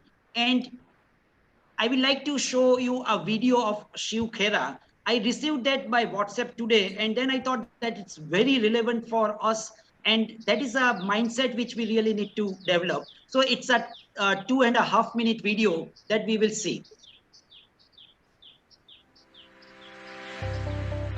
Overcome this crisis is the Serenity Prayer, which was given to me about 40 years ago by Dr. Norman Vincent Peale, the man who wrote the book Power of Positive Thinking. He was addressing close to 1,000 people. As he came in, he said, "You people look so comfortable, calm, relaxed. It seems nobody has a problem." And then he asked, "Does anybody have a problem?" So everybody raised their hand. Of course, everybody has a problem. Then he said, "How many people would like to get rid of their problems?" Again, everybody raised their hand. Then he said, "On my way here to this congregation, I came across a place and I saw there were some people lying there, relaxed, totally stretched out. They had no problem. How many people would like to know where that place is?" Then he said, 2 blocks away from here, there is a cemetery. I saw there were some people lying there, relaxed, all stretched out. They had no problem. How many people would like to get rid of the problem? Nobody raised their hand. Everybody put their hand in the pocket. Then Dr. Peel said, he said, problem is a sign of life. And so long as we are alive, we shall have problems. The day we don't have problems, we'd be dead. Then he said, we cannot solve all our problems, but we can handle them. And then he gave the serenity prayer, which I've been practicing for the last 45 years, and I have not left my home without the prayer. And here it is. It says, God grant me the serenity to accept the things that I cannot change, and courage to change the things that I can, and wisdom to know the difference, what I can and what I cannot. Now, folks, if you analyze and dissect this little prayer, God grant me the serenity to accept the things that I cannot change. Now, there are some things beyond. Everything is not in our control in life. I didn't choose my parents, neither did you. I didn't decide where I was going to be born, neither did you. If this is my height and this is the color of my skin, there's nothing I can do. And granted, sometimes people are born deformed. What wrong did they do? And sometimes bad things happen to good people for no fault of their own. What wrong did they do? Who knows? Now, many times in life, we keep fighting the things we just cannot change, and we bring stress into our lives and we become unproductive. And then he said, if I can change, then give me the courage to do it and wisdom to know what I can and what I cannot. So, Himanshu Bhai, what do you think, like how much or how far this is applicable to us? We can't change the situation. We can't change the lockdown period. We can't change or we can't control the COVID epidemic. So how does it apply to us? This is, we have to take it that what the thing is not in our hand. So we'll have to accept it. If once we'll accept it, then the whole many ways will open. When we are resisting it, then we are blocked. When we think that we cannot change COVID, we'll have to change our way of practice. We'll have to change our way of thinking. Previously, we might be keeping 50 patients in our waiting room. Now we'll have to change the whole system. We'll have to protect ourselves. So we'll have to make some changes. This is the prayer which Alcoholic Anonymous people are regularly using it. All the addicts, they are using this prayer very regularly. The things which we cannot change, accept it. But we should understand what we can change and what we cannot change. And that's the way we need to look the things from different perspective from now onwards. Okay, Samir, I have made a table in a piece of paper, you make a 2 column, and on one you write down what I can do and on the other what I can't do. Does it really help? So there can't be a set way for everybody. For some, to-do lists actually help. For some, they don't. I think we all need to be very aware about our own selves, see how things work for us. I'm a very hyper disorganized person, right? So I might be doing one thing, focusing on something else, and Himanshu Bhai knows it very well because they have had to bear the brunt of dealing with me for 3 years. You know, when your fourth year senior is listening to you, even today you get some anxiety that, you know, what if you say the wrong thing and you'll get a scolding immediately after the video call, and that's how your careers are shaped because you have seniors like this. No, but the thing is, for every individual, we need to be sensitive to what our body and mind tell us. I think that's the key of life. Okay, Jen. Sorry, sir. I think if we'll do this exercise, then it will give us what are the strengths with us and what are the lackings with us, and that will help us to make a roadmap for the future coming days. If we'll accept that things which we cannot change, we'll leave it aside. But we'll work on the things we can start changing, and we'll start working on it. It will definitely make changes maybe after time passes. So it is just like a SWOT analysis. Yes, sir. Yes. Yeah. It's like a miniature version of the SWOT analysis. Right. Jen, right. what do you Very think correct. about this? Do you think that this really helps to your patients or your community? Yeah, absolutely. Because I feel like a lot of these psychological effects, the anxiety, the depression, the boredom, all come from a lack of control and this sense of uncertainty. So I think being able to delineate what you literally cannot do, what is outside of your control, it helps funnel what you can worry about and what you can't worry about. If there are things that you can't control the spread of the infection. You can't control the lack of PPE that might be at your hospital. So sometimes focusing on what you can do helps narrow down that sense of anxiety, because you're not worrying about all these different things. A lot of anxiety comes from uncertainty and comes from things that are outside of our control. So I think a simple chart like this just really helps you realize that mantra, what is in my power? What can I focus on? And putting your energy towards that. Okay, thank you. So now we come to the next point, and that's about Samir. I read about this in your book, that designate a worry time. Is it really a practical thing? Because most of the people, they are not in their mind is not in that control, and they go on worrying every time.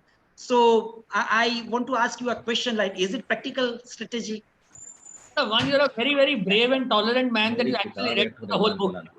So you're brave and a very, very tolerant and patient. Thank you very much. And there are a lot of people in the panel. It's like they have read your book overnight. My apologies to everybody. My apologies to everybody.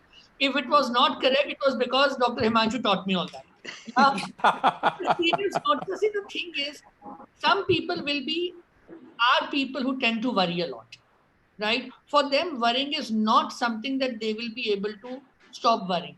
And there will be some who will be, the bindas kinds where they don't worry. For those who are not able to control that worry time management is actually, because the moment they are getting worried, they need to get themselves not now, later on, maybe from or something like that. What that actually does to them is, during that worry time, because they've learned to postpone their worries, they actually don't remember what they were worrying for. So it is a dual effect. One, you start filtering your worries rather than feeding into them every time you get. And second, if at all there was a worry happening, because you are postponing it, it reduces the interference in your life. So to the excessive worrying people, worry time actually works. Okay, thank you. Dhiren, I would add one point. Just a minute. There is an input from senior orthopedic surgeon Dr. D.D. Tanna sir. He has given a comment. In this time of the lockdown, what is his expression is, now everyone realizes the life is not only orthopedics. Hope it will continue. I am sure most will go back to same acquiring something, position, etc., etc., etc. So that is his what expression. Sir has said is absolutely right, and like from his experience, like we are going in one direction, but this has really given us an insight. Yes, there is a other option available. There is a other type of life also. So it is a lockdown. Lockdown is a slowdown, and slowdown has given us another facet of the life, that is sharing. Exactly. Right. Yeah. And we have also understood there is no much need of money in the life also. Very true. I would add one point. Yeah, please. With your permission. I have a book also. Relax, don't be tense, be cool. This book is written by me, say 10 years back, and it was released in our forum of the Orthopedic Association. And this book is communicating a lot of different ways of relaxation. I have mentioned 101 relaxation ways, and I'll send the copies to the Navin. He will give it some different ways. Sir, if you got a PDF, then we'll publish that PDF on our website, sir. Of course, I will. I'll quote only one line from this book. I have written in this book that prayers, what we do in the prayer, we use the prayer as a stepney wheel. Wherever we are in the trouble, we use the prayer. But situation is there, you use the prayer as a driving wheel. Start doing prayer in the morning, drive your day according to the prayer, then you will be more happy person. That's all. Thank you, sir. Thank you very much, sir. Thank you very much. Now we come to the fourth point, and that's loneliness. Most of us are not affected with this problem, but I have taken this because there are few senior doctors who are either living husband and wife alone. Their children are abroad or they are in the other cities, and loneliness is seen quite frequently in them. The reason is because they are not techno savvy. They don't use WhatsApp. They are not except TV. They are not going at the Amazon Prime or a Netflix. So I would like to ask Himanshu bhai, what are your suggestions to avoid loneliness to them? Unmute, please. I'm making unmute. Yeah.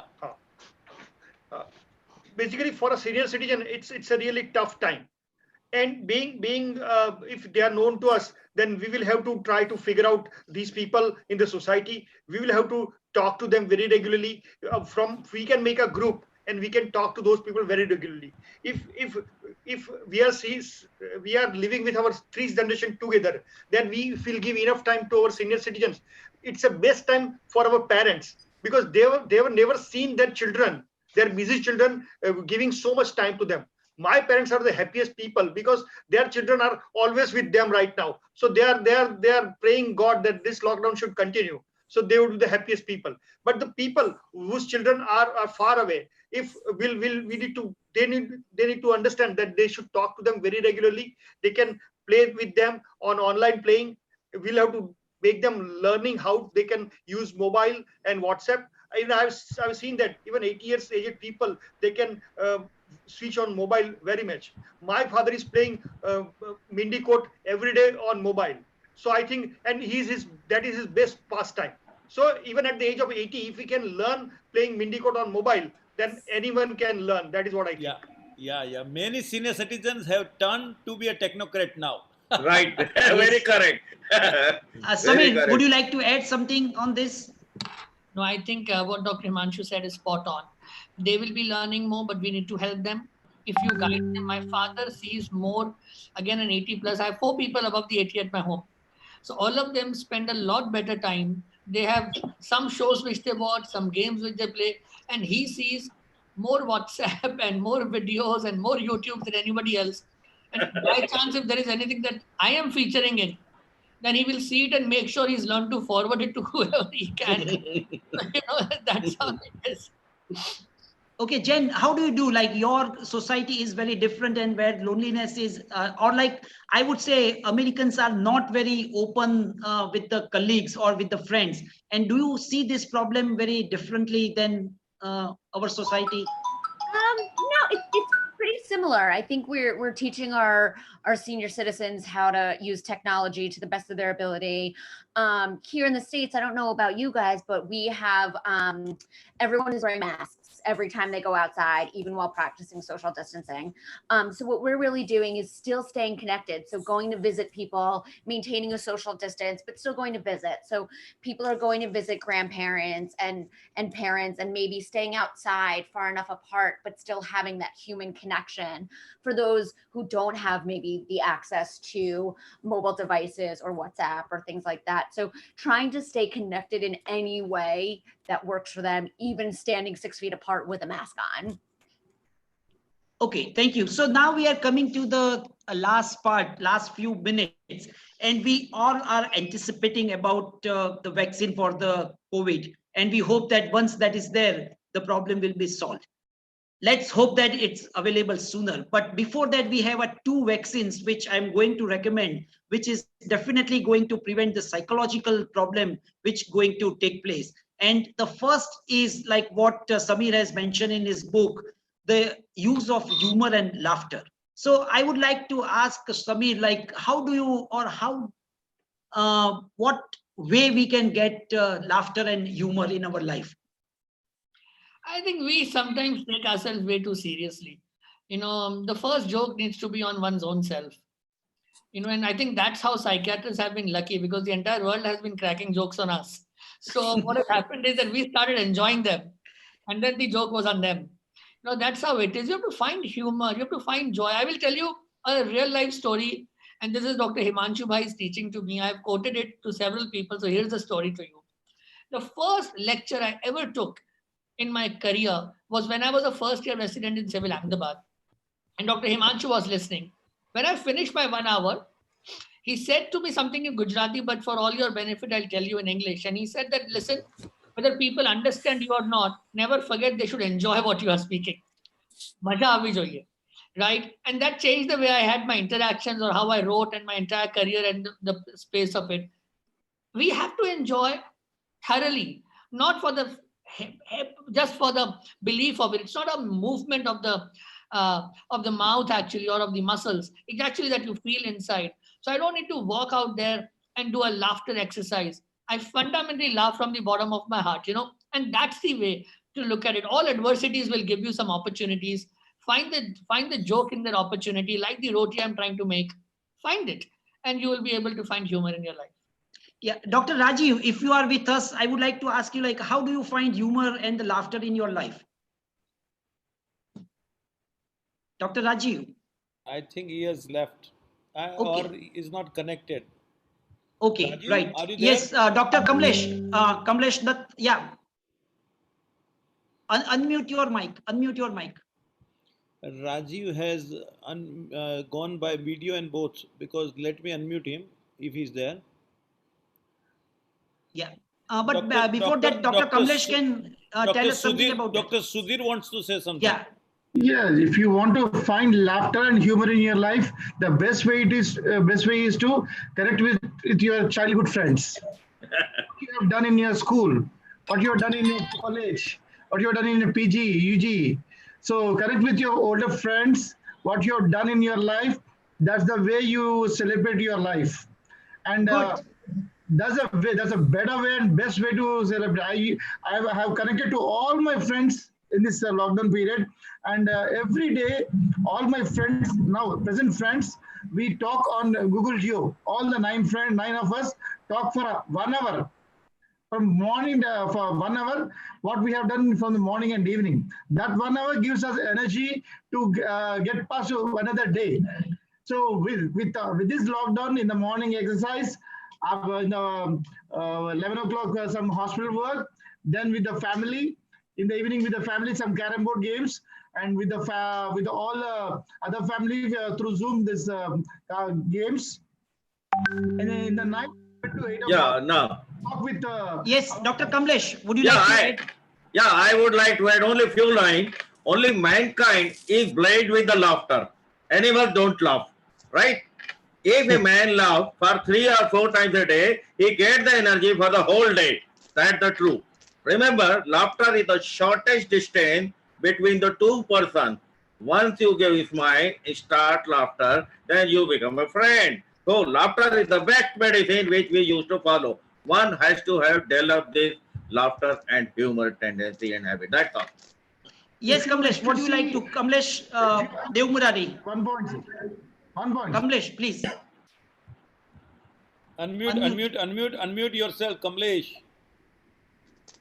Kamlesh, Okay. unmute. Yeah. Yeah, can you hear me? Yes, Yeah. please. Okay, so within a 4 or 5 minutes, we are going to live with Gurudev. Yeah, sure. So we are going to the last point. Please bear with Don't me. worry, don't worry. We'll join you. We'll join you. Okay, thank you. Thank you, Navin sir. Dhiren bhai, can I have? No, please not. Before we finish this last point, after that, if time is there, then we will discuss. So coming to the next and the last point, that is optimism. We all need to be optimistic. We all need to have in our mind that the future is going to be brighter. There is a light at the end of the tunnel. So I will like to ask the expert who are with us how to develop an optimistic quality. Before that, let me tell you that this too will pass. It's a wonderful sentence, and it might pass like a kidney stone. It may give us a pain initially, but ultimately it will give us a relief. So that's very important. And the second thing is about the optimism is we are passing through a storm. We need to remember that we cannot stop the storm. So please don't try for that. It's not in our hand. What is in our hand is we just have to be calm at this stage and let the storm pass.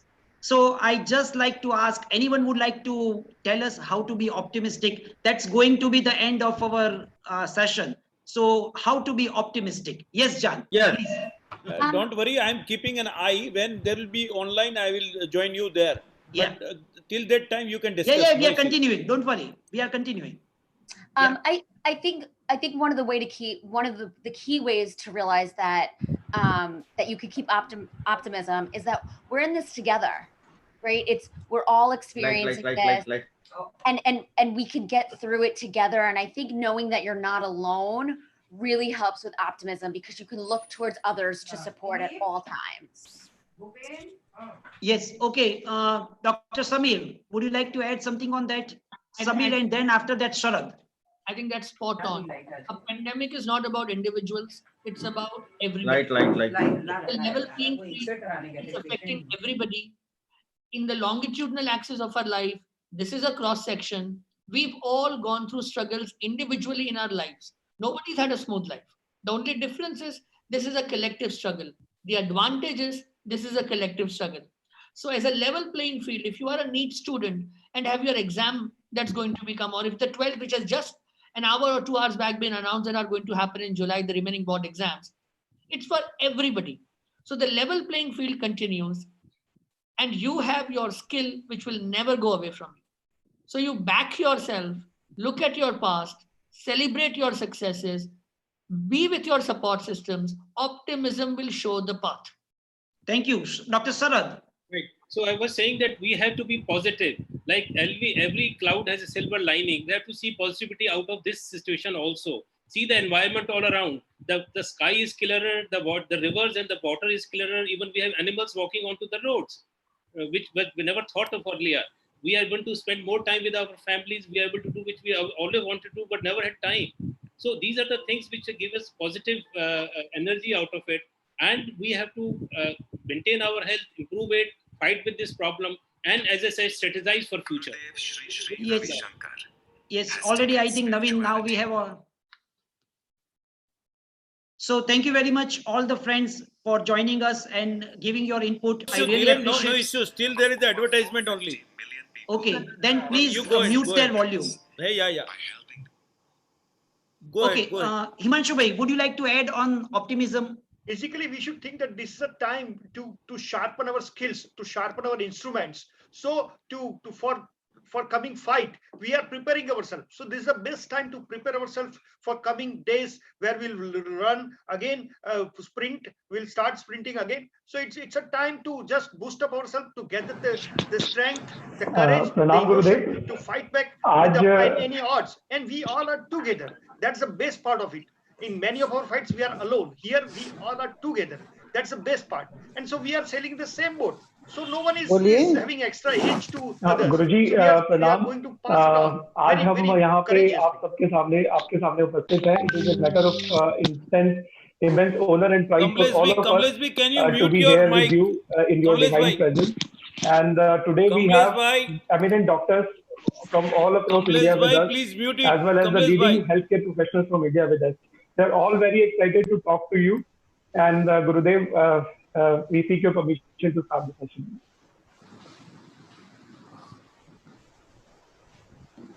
If you are permitted, I'll say only one line. Gurudev, we have with us Dr. Agam Vora. He is immediate past president of Geriatric Society of India, and he is also the governing body member of API. I will request Dr. Agam Vora to start the conversation with Gurudev. जय गुरुदेव।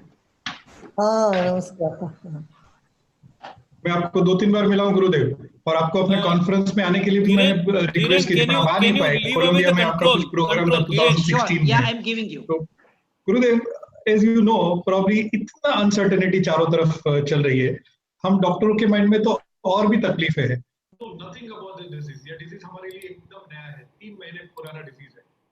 We know nothing treatment, हम कुछ ज्यादा जान नहीं पाए ना, उसके vaccine disease हमारे लिए इतने सारे लोग नजर के सामने, you know, we are losing nothing about हम कुछ ज्यादा जान नहीं पाए ना, उसके वैक्सीन अवेलेबल है, नेचुरल नहीं, इतने सारे लोग नजर के सामने, you know, we are losing नहीं कि हम स्ट्रेस में हो rise.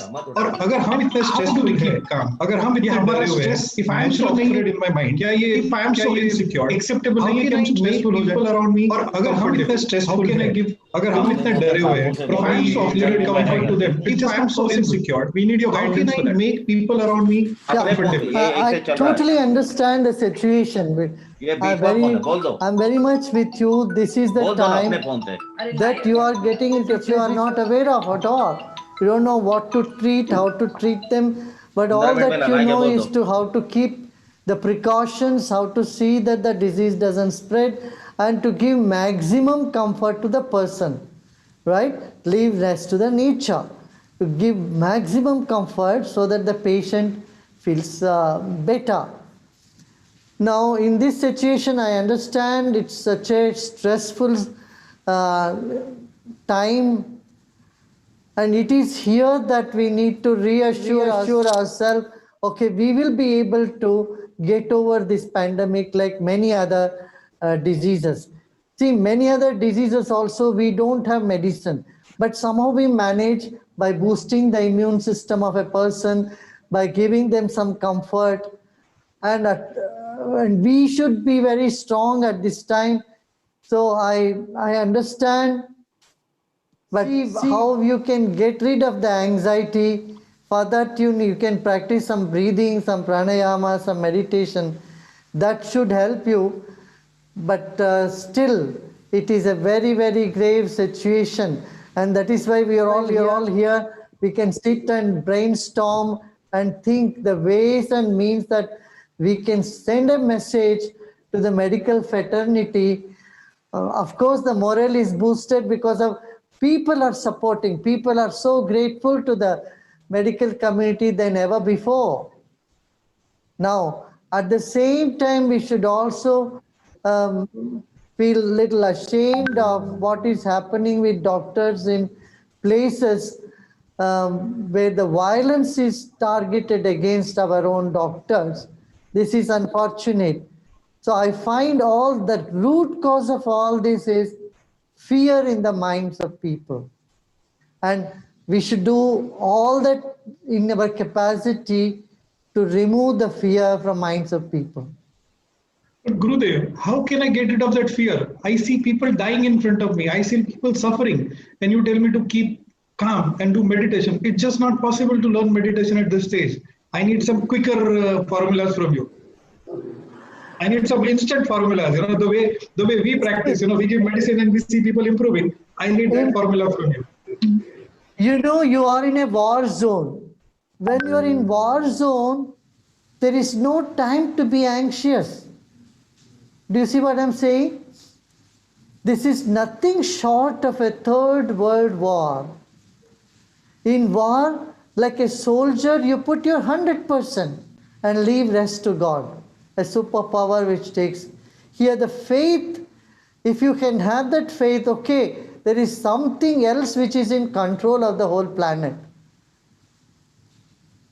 When this faith can help us, and along with that we have to do some our own practices that will definitely boost. Simple thing I would say is Ujjayi breathing. You see, your state of mind is connected to the rhythm of your breath. So if you take long deep breaths and feel the breath in the throat area, between the throat and the trachea, near the trachea area, when you start feeling the sensation there, what happens is the adrenal glands, which is more active in you when you have anxious and fear, that starts calming down. As a doctor, it's the adrenaline which creates so much of anxiousness and fear in you. Long deep breaths and focus on your own breath, even few minutes, and attention in whatever you are doing. Our mind has the dual ability to work at the same time, attend to our own breath also. If we can do this, we will be able to control adrenaline production in ourselves so much, because it is all in our perception. The mind says, oh, this man is dying. Maybe this virus is getting on to me. This type of the fear in the mind, that can be controlled through our breath and through, in an innocent language, for a simpleton's language, say, have faith. Yeah. You know, this happens to, it's not just COVID. Fresh graduates, fresh medical graduates, when they have to do their first operation, they have all experienced this. You must have also experienced this. You know, their hands are shivering.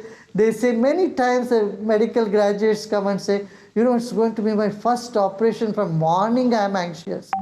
I'm so scared, you know, it should all go well.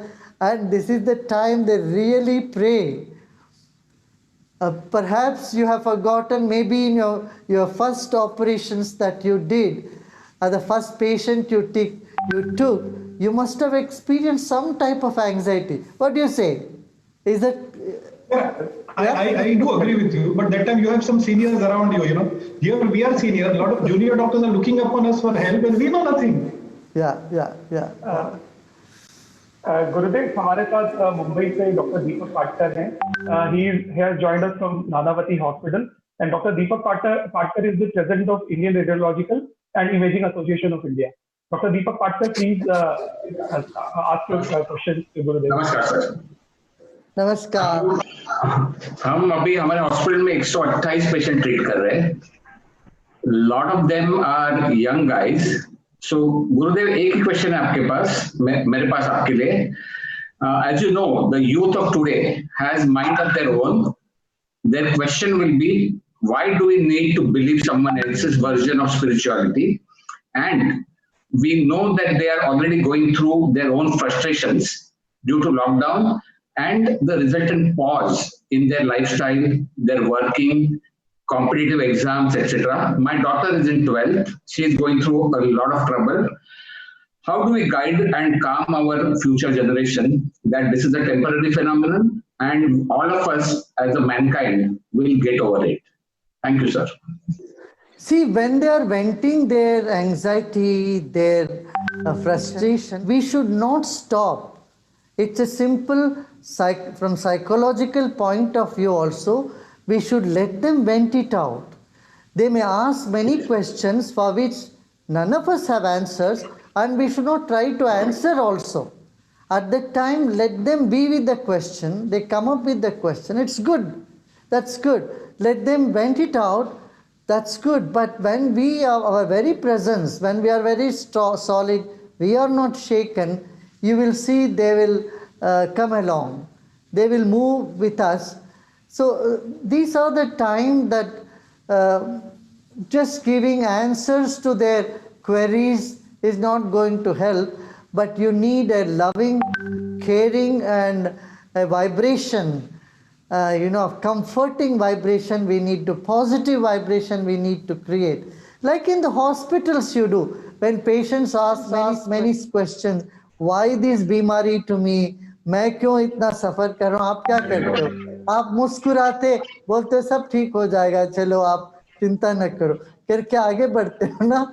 ऐसी same situation है घर में भी. आजकल लोग आपस में एक दूसरे के दूसरे पहलू दिखाने लग जाती हैं एक दूसरे को, तो ज्यादा साथ में रहने से फ्रिक्शन भी होता है.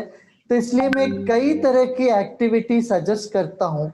लोग घर में बैठे बैठे you can learn many things, improve your skills, learn languages, learn cooking, many things you can do together. Music, art, इन चीजों में फिलोसफी, मेडिटेशन, इन चीजों में जब मन लगाते हैं ना, फिर समय बहुत आसानी से कट जाता है. Thank you, sir. Gurudev, एक और information I would like to share that today we have also been joined by 1,300 doctors from Latin America, and they have also completed the breath and meditation program today only. So they are also watching this program live, and we have been joined by thousands of doctors all across the India. Gurudev, हमारे अगले panelist हैं doctor Dhruv Chaudhary. Doctor Dhruv Chaudhary is based at PGI Rohtak, and he is also the president of Indian Society of Critical Care Medicine. Dr. Dhruv Chaudhary, I will request you to please ask your question to Gurudev. गुरुदेव प्रणाम. मेरा सवाल भी है, comment भी है कि जो आज की स्थिति देखी है उसको देख के मैं तो ये कहूंगा कि हम जो क्रिटिकल केयर के लोग हैं एक तरह से पैरो कमांडो की तरह हैं. मैं आपसे जो जानना चाहता हूं कि जो एक इस समय हमें एक जो फियर ऑफ अननोन है, एक फियर ऑफ अनसर्टनिटी है, उसको बाय एंड लार्ज कैसे डील करना है? बिकॉज जो मेरे को रियलाइज हो रहा है कि वो अननोन का जो फियर है that is taking a toll on us. So उसके लिए आपका हमें क्या सुझाव है? या if you happen to have visited the planetarium and see how our Milky Way is working, you know what the astronaut says? Our entire solar system is moving in a very risky way because our solar system is escaping many black holes. In this continent, in this universe, there are so many black holes. Anything can happen any moment. When our solar system gets in contact with the black hole, the entire solar system will be sucked into it and everything will be finished. But our sun, our moon, our whole planets are escaping, are just moving in, like it's moving amidst the sleeping elephants, is moving amidst these black holes. So the entire universe is in an uncertain field. If we understand this, uncertainty is just part of the universe. Anybody can die at any time. Nobody can know. We think that everything is, we are in control of everything. This coronavirus has clearly given us the message, look, my dear, you are not in control, nor do you know everything about the universe. So this has humbled us so much. This entire experience is very humbling. So we need to get into this space, well, I don't know, and accept the uncertainty. If we accept the uncertainty, then anxiety will drop away immediately. गुरुजी, मैं वही उसी के एक बारी करना चाहता हूँ. मेरा अपना विचार यही रहा है कि हम, जैसे आपने आर्मी का एग्जाम्पल दिया, कि ये हमारे लिए एम्बुश है और इस एम्बुश में हम जितना काम रहेंगे, कूल रहेंगे और ठंडे दिमाग से काम करते हुए बढ़ेंगे आगे, probably we will be able to handle it much better. लेकिन मैं एक पेशेंट के नजरिए से आपसे सवाल पूछना चाहता हूं, क्योंकि डॉक्टर्स मेरे कोलीग्स हैं सारे, क्योंकि मैं ये देख रहा हूं कि पेशेंट बहुत सफर कर रहे हैं इसमें और इसके अंदर एक सिस्टम का डिसरप्शन है. उसके अंदर अब मेरे पास इस समय लगभग 86 मरीज दाखिल हैं. तो मैं जब बात करता हूं तो पेशेंट्स को ये एक महसूस होता है जैसे किसी ने डेथ सेंटेंस दे दिया, और डॉक्टर्स और नर्सेज भी वैसे बिहेव करते हैं. तो आप उसके लिए लोगों को क्या सलाह देना चाहेंगे? हमें क्या आप सलाह देना चाहेंगे कि हमको इस स्थिति को पेशेंट्स के नजरिए से देखते हुए कैसे संबोधन करना चाहिए कि हम खुद भी शांत रहें, क्योंकि हम उचाट हैं, हम अशांत हैं, तो पेशेंट को उससे एक जो फीलिंग होती है उससे वो और correct. So how to look at it? Because I'm trying to look at now from the angle of the patient, not only from the angle of the doctor. So what is your viewpoint and advice to us? First of all, we need to say the recovery rate from this disease is very high. The mortality rate from this is very low, only 3.5 some percent only. That's what we hear in the media. So not everybody who got the disease is going to die, for sure. So this itself is reassuring to people. Only a small fraction of people, the too aged and very weak immune system, they are at a greater risk. Others will recover. This once we understand this and we radiate, we bring that positivity to them, tell them नहीं, ये तो ठीक हो जाएगा, ये ऐसा नहीं है कि ये ठीक होगा ही नहीं, जिंदगी भर ऐसे पड़े रहना, ऐसी बात नहीं है. और इसके लिए वैक्सीन भी और दवाइयों का भी, आयुर्वेद का भी, दूसरा भी होम्योपैथी, सब पर अभी रिसर्च भी चल रही है. तो इसलिए जितना हम अश्योरेंस देते हैं पेशेंट को, जितना उनकी अंदरूनी हिम्मत बढ़ती है, उतना वो जल्दी ठीक होने लगते हैं. I often say a weak mind can carry along, a weak mind cannot carry along even a healthy body, but a healthy mind, A strong mind can carry along a weak body. तो उनकी मनोबल को बढ़ाना ये हमारे लिए बहुत important है, ऐसा मैं मानता हूँ। आप मेंटल एंडोरेंस पे जोर दे रहे हैं हमारे को, और उसके साथ साथ ये बता रहे हैं कि हम स्पिरिचुअली और मेंटली स्ट्रांग होंगे तभी हम मरीज को देख पाएंगे, आगे देख पाएंगे। शुक्रिया, बहुत बहुत धन्यवाद। गुरुदेव, हमारे साथ आज जुड़े हुए हैं doctor Naresh Trehan. Dr. Trehan is chairman and managing director of the Vedanta, and he is also the recipient of the highest civilian awards like Padam Shri and Padam Bhushan. Welcome, Dr. Naresh Trehan. Trehan ji, good evening sir. मैं बढ़िया हूँ, आप कैसे हो? Very busy हूँ। जंग लड़ रहे हैं and fighting fit. So मैं सुन रहा था कि we are all going through similar emotions, and one thing that I feel that we became doctors to actually take care of patients, and unknown diseases have been coming our way. This is not the first time. First HIV came, we coped with it and we survived it. SARS came, swine flu came, and now this is another one that has come.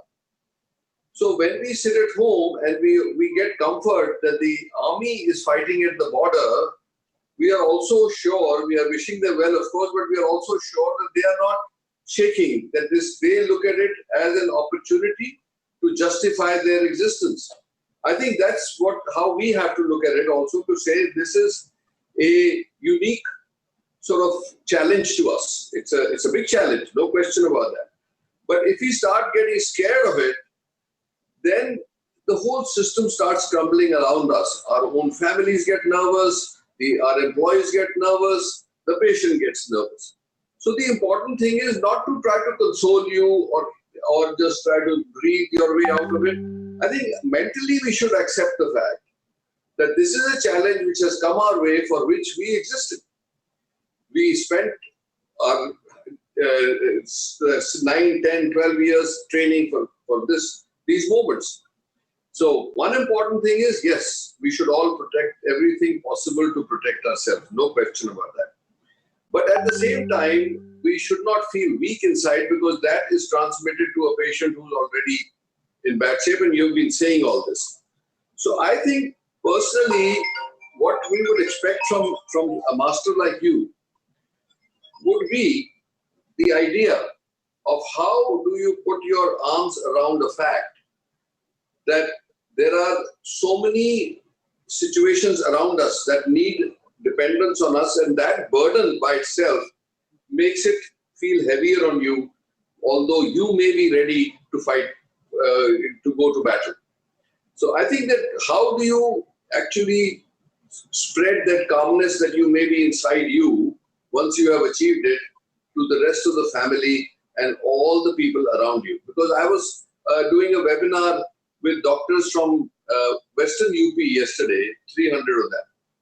And they were all same way shaken for several reasons. Because also this is economically a big hard hit for hospitals, for nursing homes, for doctors.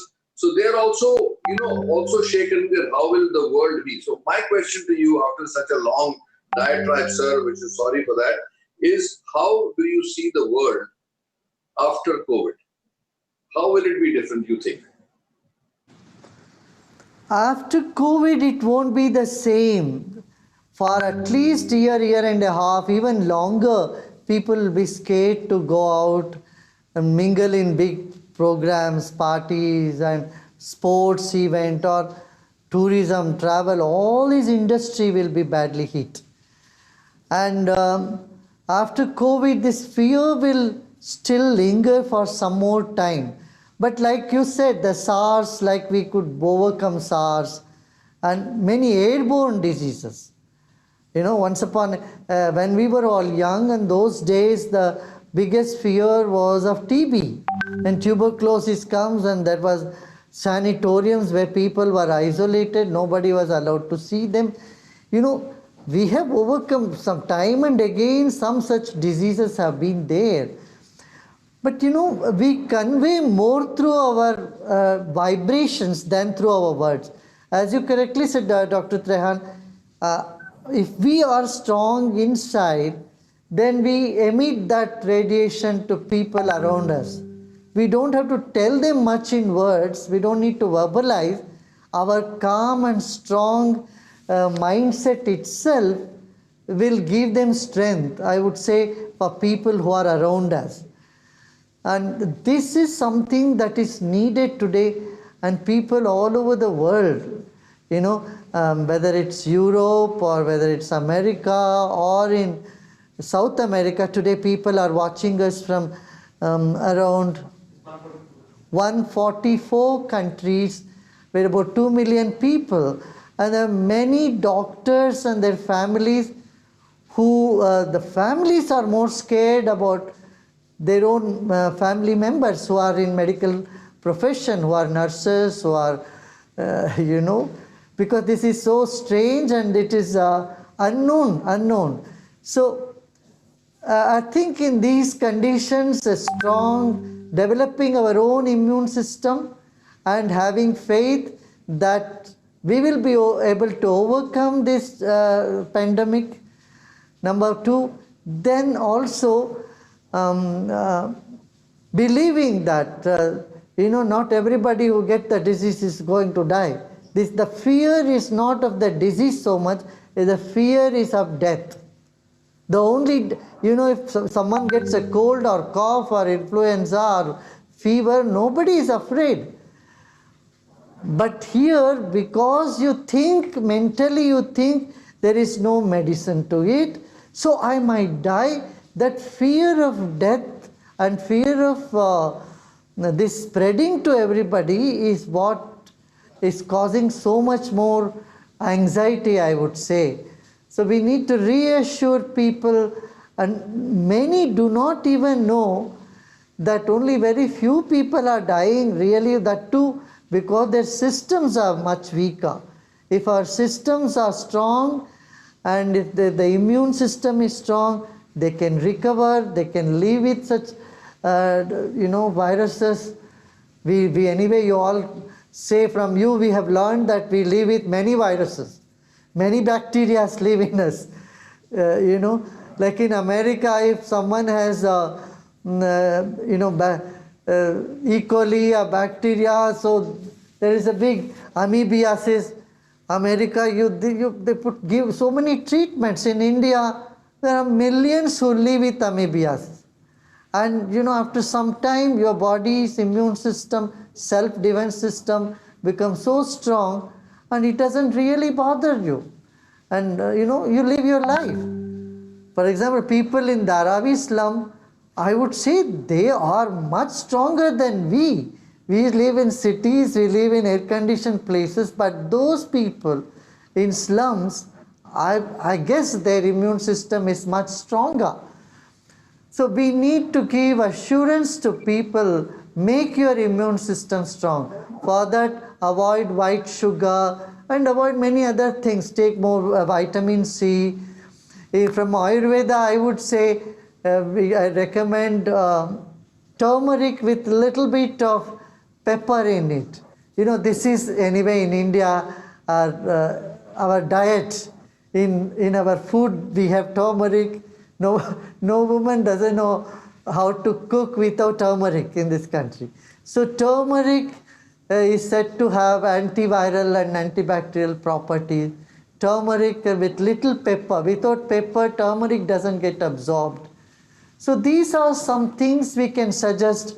Like you all know the placebo effect for people. So when they have the idea, okay, my immune system is now strong, nothing is going to happen to me, even though they may be carriers, but their system becomes more resilient.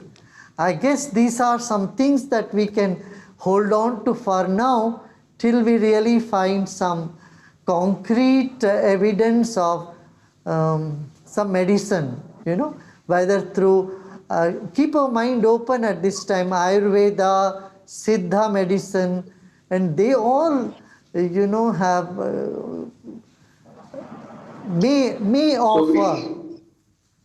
So we have started the protocol of your research product on our COVID patients already. As soon as we finish the 30 patients, we'll have some results. One little question which I wanted you to answer. Do you think that life and value system will be simpler and more connected to each other, because we had kind of got lost in the game around us, where material elements were playing a much huger role in our life, and maybe that will come back to a focus where we will realize our values much better now. Definitely, this makes you to think your life from a different context. We start wondering, who am I? Where will I go after death? What is the life? Is there any life? What is life? How do I want to live my life? And what is consciousness? These questions. What is personality? Is the role that I am playing, is that what I am, or am I something more than my role? These are the questions that we are compelled to ask at this time. Seeing life from a different context, that will definitely broaden our vision and give us a deeper experience of who we are. Thank you, sir. Thank you so much, Guruji. Wonderful, Trehanji. Gurudev, Indian Medical Association is the largest organization of the medical professionals in India, and we are glad to have Dr. Rajan Sharma, who himself is an orthopedic surgeon and currently the national president of IMA. And Dr. Rajan Sharma, please आप गुरुजी से अपना सवाल पूछिए. Respected Guruji, pranam. हाँ जी, नमस्कार. It is indeed a great honor to interact with you, sir. And if I have your permission, can I ask a few questions? Sir, in these troubled times, how would you motivate the doctors who are working in our country against all odds? Shortage of facilities, the off-repeated PPE kits, beds in hospitals, supportive staff, including nurses and attendants, and ever-increasing numbers of ill patients and demanding relatives. Do we as doctors let go at time or hold on tight till the end, treating our sick brothers and sisters and still meet expectations and not coming up to them, which is our biggest fear? Yeah, this is time for doctor to keep the fear factor away. अभी डरने से चलेगा नहीं. When a soldier is going to war, he cannot say, oh, I'm scared, the enemies have lots of tanks, I don't know whether I'll come back home or not. No, now is the time to invoke the valor in every human being, especially in the medical profession. This is the time I say, no, I'm going to put my 100%. Till now, your 100% was not required, was not asked for. But now, at this time, it demands everyone to give their 100%. And when you just determine to give your 100%, that very moment when the valor wakes up inside us, no, nothing can stop us. Nothing can stop us from moving into our job. See, this is the same issue with the police force also. Today, earlier, I was talking to Chemist and Druggist Association of India. 8.5 lakh log hai. They have 8.5 lakh members. I spoke to them. They were expressing me the same concern that we don't have medicine, but when people come for medicine and our hands are shaking, they say, उनके हाथ से पैसे लेने में भी डर लगता है, उनके पास से देखने में भी डर लगता है. They are also having this issue of fear and lot of. So this is the time we need to get over fear and reinstill confidence. And I think that is the purpose of our meeting today in the conference also, to make them aware, hey, come on, wake up, nothing to worry, let's move on. Thank you. My second question, sir. The pandemic is teaching us to respect nature, live with moderation, be more patient, and practice gratitude for what we have. That's fine. But do you think the social emotional human being can live forever without compassion, empathy, and physical contact. Doctors can treat from a distance, but only can heal by their touch. Where are we going, Gurudev? Will the process replace the purpose of medical practice? Your views, please.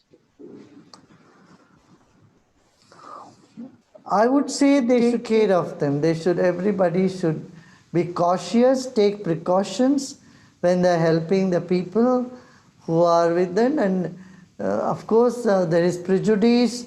They should be done with the prejudice. At the same time, emotionally, कोई action ना लेना चाहिए. Just don't get drowned into emotion and start flouting the rules. That is very important. Now you need to take care of, like in the flights they say, first put the mask on yourself and then put it on the child who is next to you. We need to follow the same guidelines here. Yeah. Last but not least, a simple message from you that people should understand and let the doctors work without fear, sir. A message from you to the entire country would be highly motivating for the entire country and people. Yes, that's what I would say, have faith. We will be able to overcome this pandemic in just few months, couple of months time. So just hold on and don't get upset, don't waste this time in anxiety. Let us sit and let us look inside, look into ourselves, our heart, our mind. Let's believe that there is a power. मैं कहता हूँ एक भगवान 2 बार हंसते हैं, सुना है? जब 2 भाई कहते हैं जमीन पर लकीर डाल के ये मेरा जमीन और ये मेरा जमीन तो भगवान कहते जमीन तो हमारा है, तुम थोड़े दिन के लिए आए हो, तुम्हारा कहाँ से हो गया? और दूसरे मौके पर जब कोई डॉक्टर पेशेंट को कहता मैं हूँ, तुम फिक्र ना करो, तो डॉक्टर कहते हैं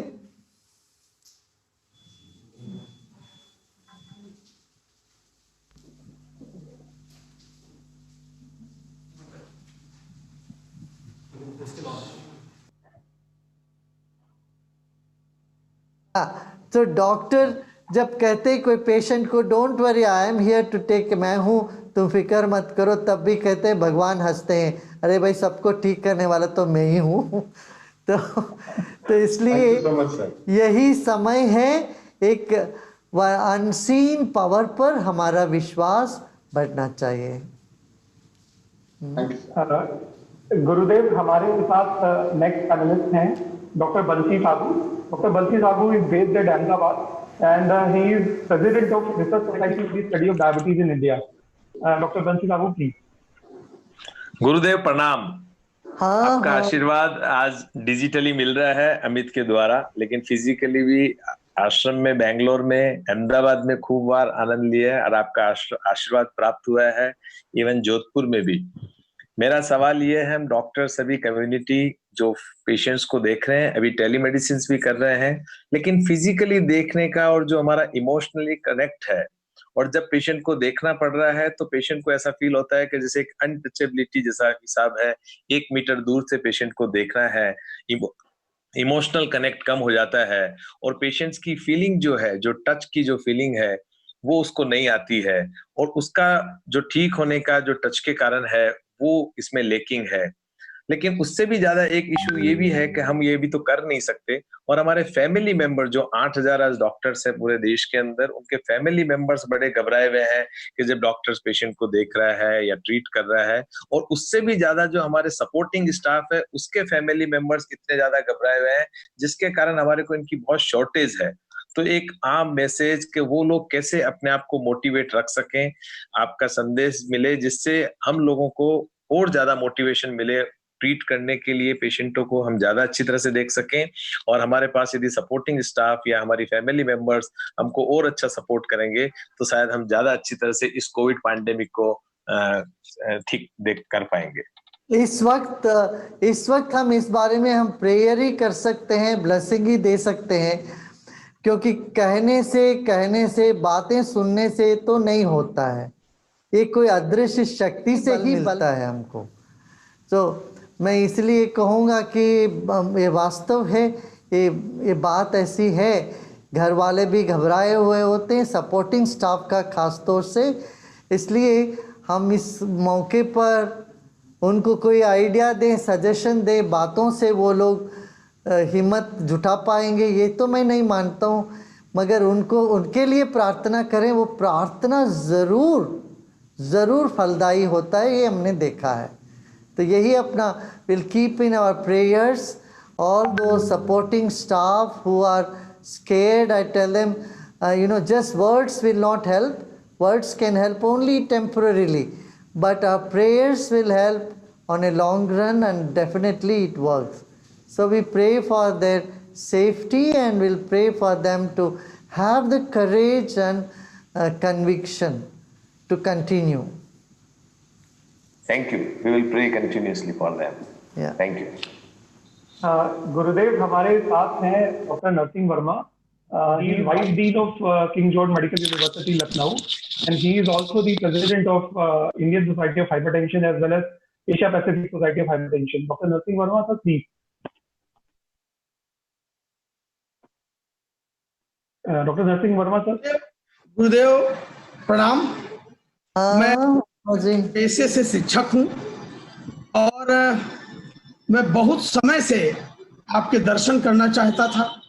मैं डॉक्टर अमित गुप्ता को धन्यवाद देना चाहता हूं कि उन्होंने मुझे यह अवसर प्रदान किया आपके दर्शन का. भले ही यह वीडियो दर्शन है परंतु दर्शन तो है ही. और मैं आपसे कोविड के विषय में, इस वायरस के विषय में कुछ पूछना नहीं चाहता, क्योंकि शिक्षक होने के नाते मुझे पूरा विश्वास है ये वायरस दूसरे वायरस की तरह से एक न एक दिन विजय हम उस पर प्राप्त कर लेंगे और हमारे देश को इससे मुक्ति मिल ही जाएगी. जैसा कि चल रहा है मुझे पूरा विश्वास है, जैसा आपने कहा कि हमारा इम्यून सिस्टम इनसे लड़ेगा और हम विजय प्राप्त करेंगे. जो आपने कर्क्यूमिन की बात की, गिलोय की बात की, टेनिस्पोरा कार्डिफोलिया की बात की और इसके साथ हमारी इम्यूनिटी को बूस्टअप करने के जिन चीजों की बात की, उन्हें मैं स्वयं भी प्रयोग करता रहा हूं और मैं उस पर विश्वास भी करता हूं. मैं आपसे कुछ और पूछना चाहता हूं. गुरुदेव, मैं शिक्षक हूं तो मेरे पास तमाम छात्र जो पढ़ने आते हैं उनकी एक जिज्ञासा रहती है जिसको मैं जानना चाहता हूं. साइंटिफिकली ये माइंड क्या है? बॉडी जानते हैं हम, मेडिसिन जानते हैं, लेकिन माइंड को हम डिफाइन नहीं कर पाते. तो साइंटिफिकली कुछ मुझे ज्ञान दे जिससे मैं अपने छात्रों को बता सकूं कि माइंड क्या है, साइंटिफिकली ये माइंड क्या चीज है. देखिए, we are made up of both body and mind, or mind and spirit and matter and spirit. Matter is all amino acid, carbohydrate, protein, ये सब. और spirit क्या है? It is consciousness. Consciousness is nothing but energy, vibrations, energy, and consciousness is made up of all values, confidence, fear, love, hatred, and all these emotions and thoughts. ये सब consciousness का अंग बनता है. तो usually we think our mind is inside the body. No. Our body is inside the mind. Our mind is much bigger than body. So we have the subtle body, which is made up of thoughts and emotions, and the causal body, which is pure energy, which is even bigger than that. So we have the causal body, which is pure energy. It's like water vapor, which is everywhere. Then you have the subtle body, which is like the water, like the water itself. And then much more solid than that is our physical body. So consciousness is nothing but energy and intelligence, and that is part of the space. इसमें बहुत अच्छा कि आपने छोटा सा, और मेरा एक जिज्ञासा है कि ये स्पिरिचुअलिटी को हम मेडिसिन से कैसे जोड़ें. अपने छात्रों को हम मेडिसिन पढ़ाते समय स्पिरिचुअलिटी को कैसे जोड़ें? How we can correlate spirituality with medicine? नहीं, उनको बेस्ट यही बताइए, माइंड के बारे में भी सीखो. There are 7 layers to our existence. First is environment. Do we know anything about environment? We should know a little bit. And then body, physical body, then prana, the life energy in the body, then mind. Mind is that which through the senses perceive from the outside world, and then whatever it has perceived, then intellect, which निश्चय उसका निश्चयात्मक होता है, वो बुद्धि है, फिर memory है, फिर उसके बाद एक आइडेंटिटी है, आइडेंटिफिकेशन, फिर उसके आगे चलने से हमारे भीतर एक तत्व है जो कभी बदलता ही नहीं है. So that non-changing entity of ours is what we call it Atma, or self, or soul, or consciousness. There's so many names. So a little bit study about this also. See, we are never, in this country, we were always with the science. Not a single scientist was ever persecuted in this country. Because the criteria of spirituality and science have been the same in India. What? First you know it, accept it, logically, when it makes sense, only then you accept it.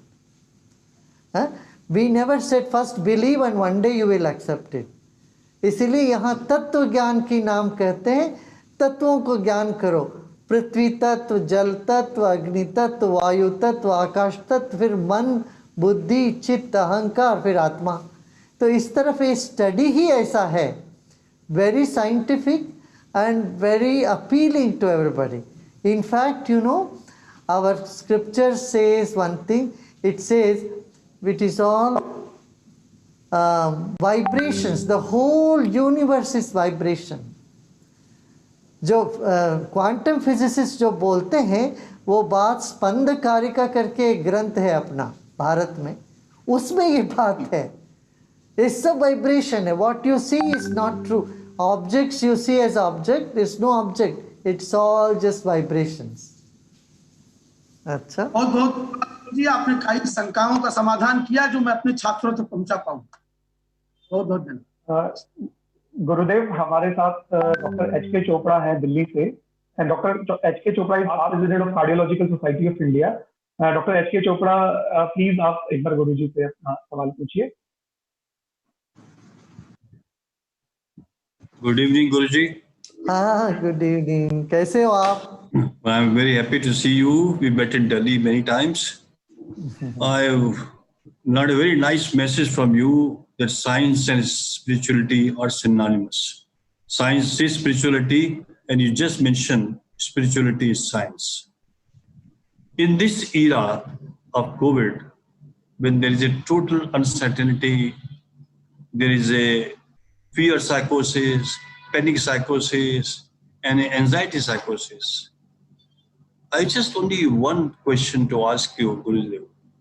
And the question is there any spiritual mantra to give a healing influence on everyone, including the doctors and the patient? We heard from many ambassadors like you, embodiment of spirituality. We all should know that we are all spiritual beings or human beings or both. We like to have your words of wisdom. It's what mantra of spirituality we should follow that we can overcome this crisis in a very, very subtle manner. Gurudev, sir. I would say meditation and pranayama are the greatest mantra at this time. Doing long, deep breaths, you know, Ujjayi breath, Pastrika, 3-4 types of pranayama should be done. And then afterwards sit quiet, then mind will automatically start settling down. So ध्यान करने से, meditation करने से बहुत लाभ होगा. ओम का भी उच्चारण कर सकते हैं, जो सभी लोग करते हैं, that can be done. But that is a choice of a person. Yeah. Thank you very much, Gurudev. It's really a blessing, and I'm sure if every doctor follows what you just said, I'm sure we're easily able to overcome this crisis of corona. Thank you so much.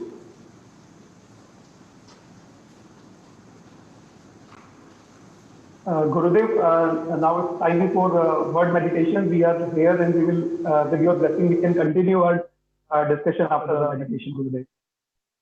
एक और है ना panelist अपने को? हाँ, अभी 2 panelist और हैं गुरुदेव हमारे साथ. मेडिटेशन के बाद कर रहे हैं क्या? ठीक है ना? हाँ, गुरुदेव मेडिटेशन के बाद. Okay, let us sit for meditation. First of all, let us shake our hands a little bit. Comfortably, easily, shake our hands.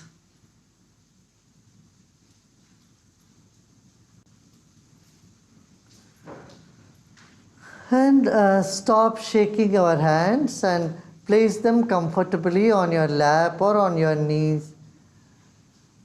Now let us fix our gaze at 30 degrees in front of us. 30 degrees, that's about 1 feet, 1.5 feet in front of you. There you fix your gaze on the floor. And let us keep our body still for 3 minutes. Our body is to be kept still like a statue. We can do it. We can keep our body still for 3 minutes only, and also keep our gaze fixed at a point in front of us.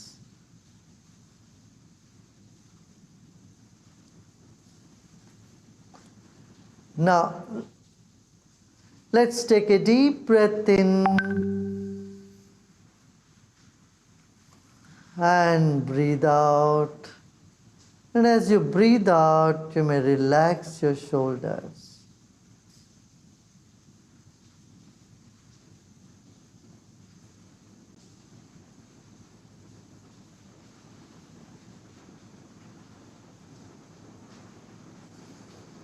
Let us become aware of our whole body. Our body has billions and trillions of atoms. There is enormous energy in our body.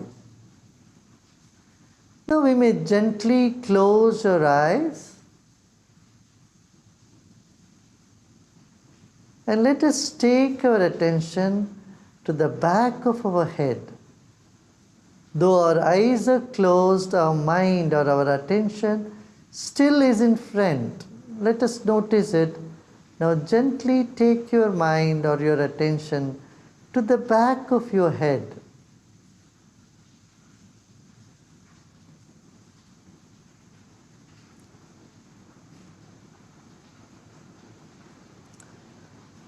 Let us become aware of our whole body. Our body is still.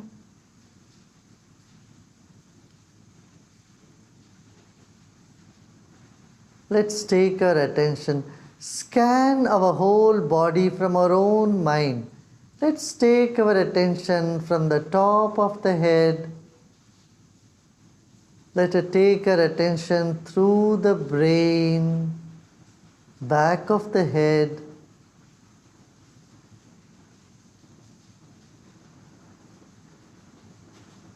and notice that if there is any tension in the body, just let it be there. We are not in a hurry to get rid of any tension. We just want to keep everything as it is. Let's take our attention to our cheeks, our jaws. Let's keep a big smile on our face. As we smile, all the muscles in our face and the brain gets relaxed.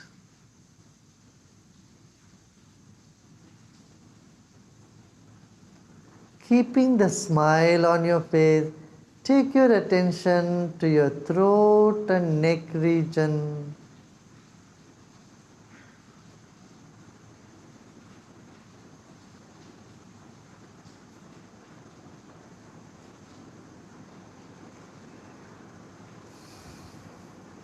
Our attention can flow down slowly, gradually, like a viscous fluid. धीरे धीरे अपने मन को नीचे लेके आए गले के पास और छाती में। फिर एक गहरी सांस लीजिए, सांस भर दीजिए और धीरे धीरे छोड़ें।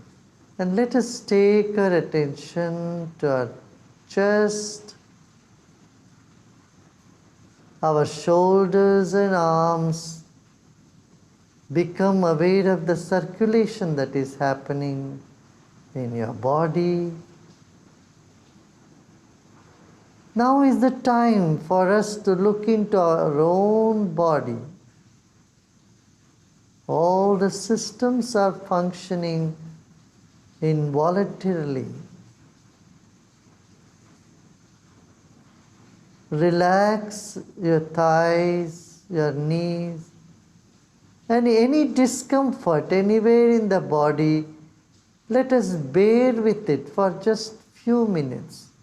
Let it be there.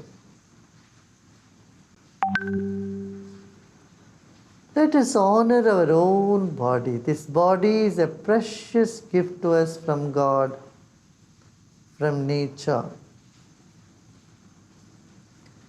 ईश्वर का देन है हमारा अपना शरीर को मन ही मन हम आदर करते हैं।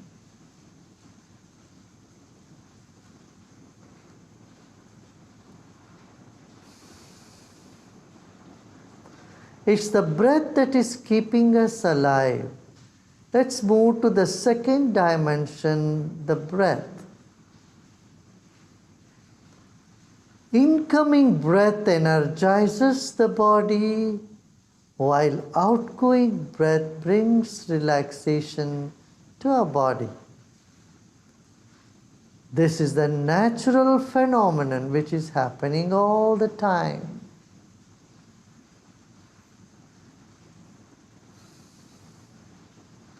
Notice every time you breathe out, the whole body is relaxing. And when you breathe in, you are getting energized.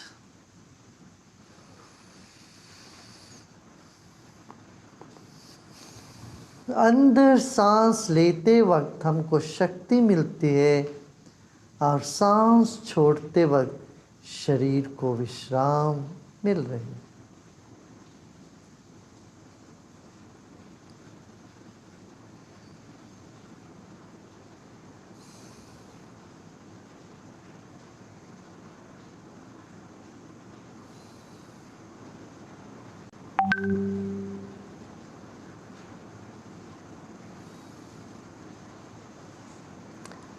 Like fish in the water, we are in air.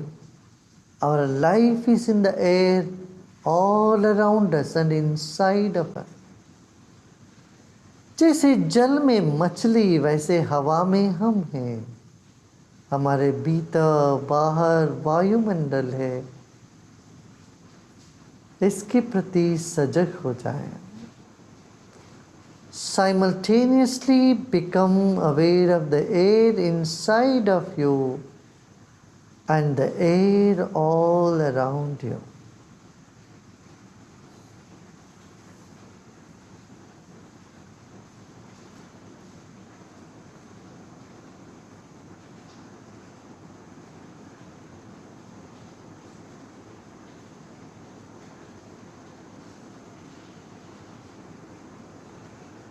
Let's move into the third dimension, the mind.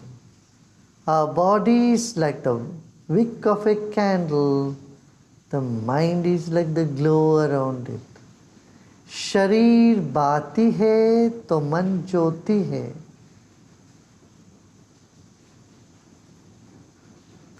जो भी विचार आ रहे हो मन में इस वक्त आने दें। ना रोकना, ना किसी विचार को टोकना है।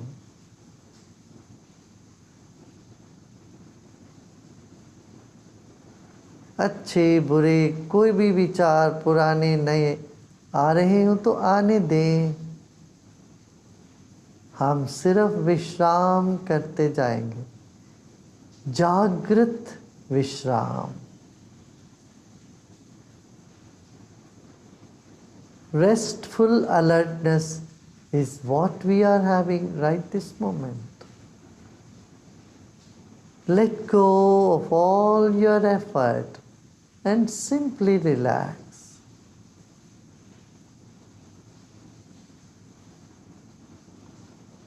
A wakeful rest.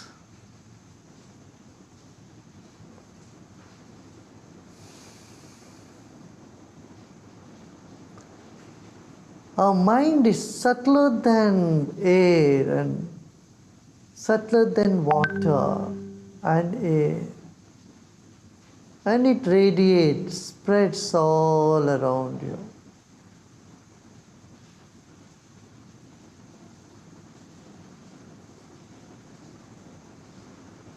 मन बहुत पतला है और फैल जाता है चारों दिशाओं। करने दीजिए, फैलने दें उनको।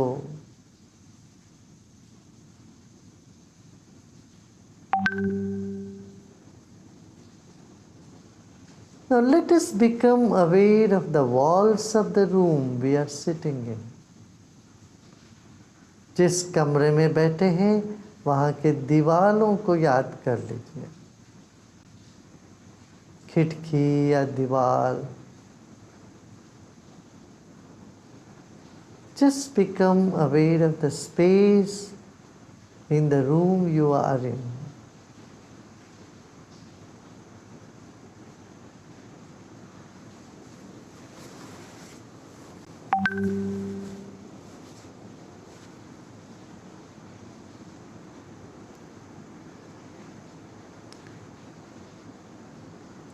As the mind expands or you become aware of the space in the entire room, your body starts relaxing more and more.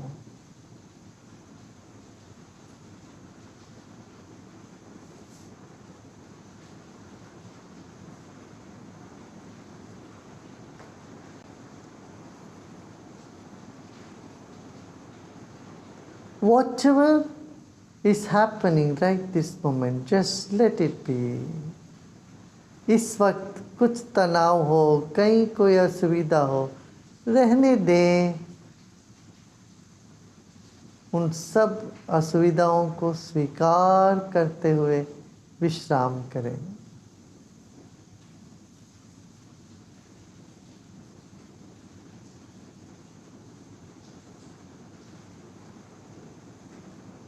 सब प्रयत्न छोड़ दे, let go of all your effort. Not to intently listen to the instruction as well. Just relax, that also.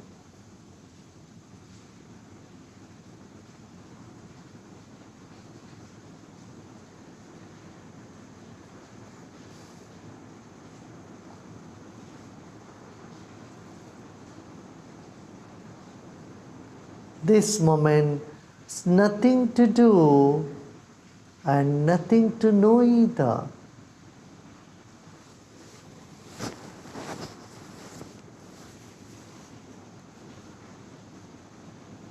इस वक्त न कुछ करने को है ना ही जानने को, केवल विश्राम करना है।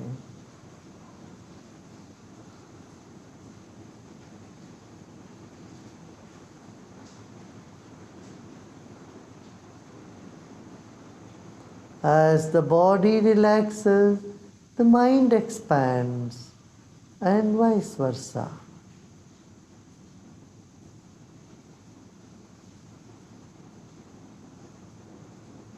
Every night when we sleep, the mind expands, but we are not aware. This moment, let us relax and let the mind touch the ceiling.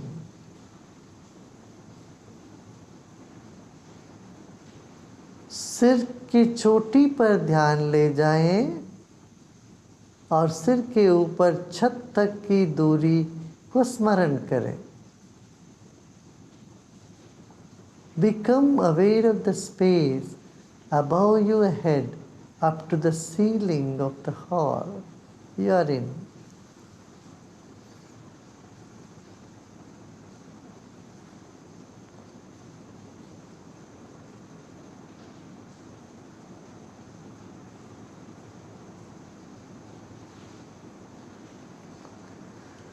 And now let go of all your efforts. अभी सब प्रयत्न छोड़ दे, कुछ भी नहीं करना है.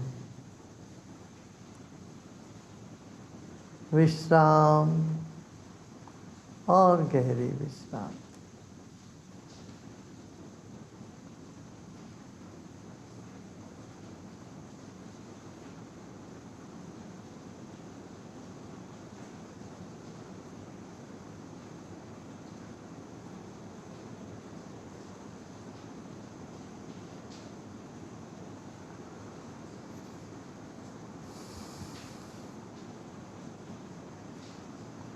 Our body is still now. Our breath has become feeble and subtler. Our mind is calming down. Let it happen, whatever is happening, just let it happen.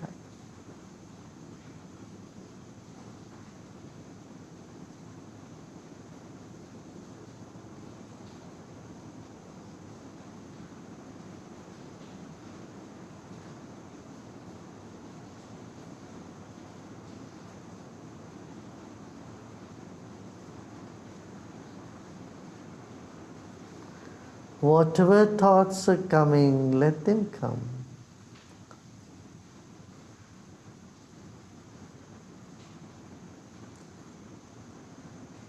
कुछ भी न करें, ना ही कुछ जानना है, केवल विश्राम.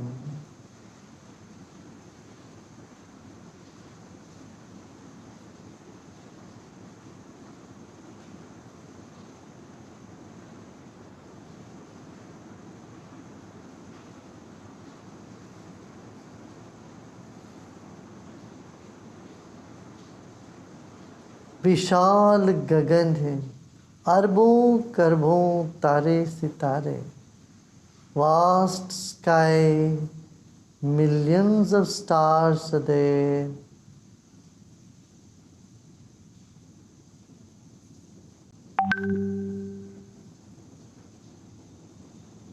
Let go all your efforts. कोई कहीं भी तनाव रहे, रहने दें उनको, वैसे ही रहने दें, अपने आप मिट जाएंगे सब.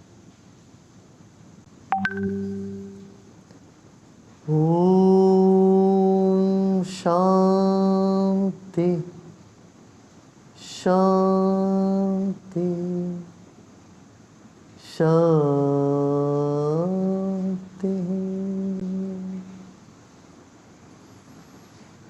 ओम शांति शांति शांति.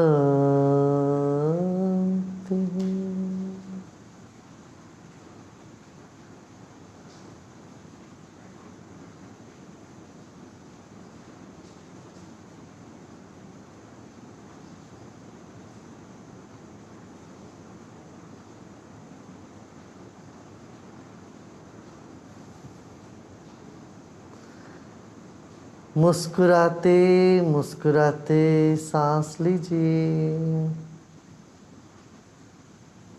और वो मुस्कान शरीर के कण कण तक पहुंचने दें.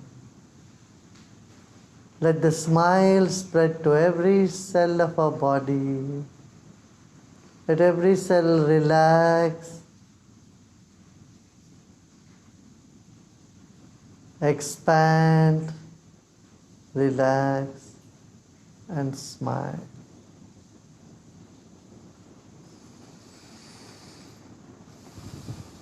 Then slowly and gradually become aware of your body and surroundings.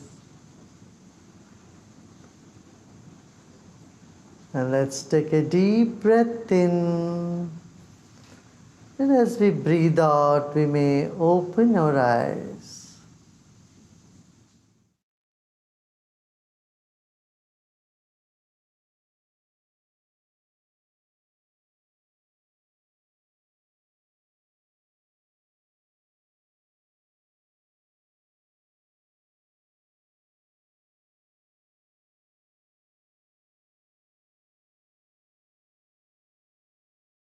Mind में जितना रेस्ट करेंगे एफर्टलेस होते हैं, श्रम साध्य नहीं है। श्रम छोड़ने से मन की पुष्टि होती है।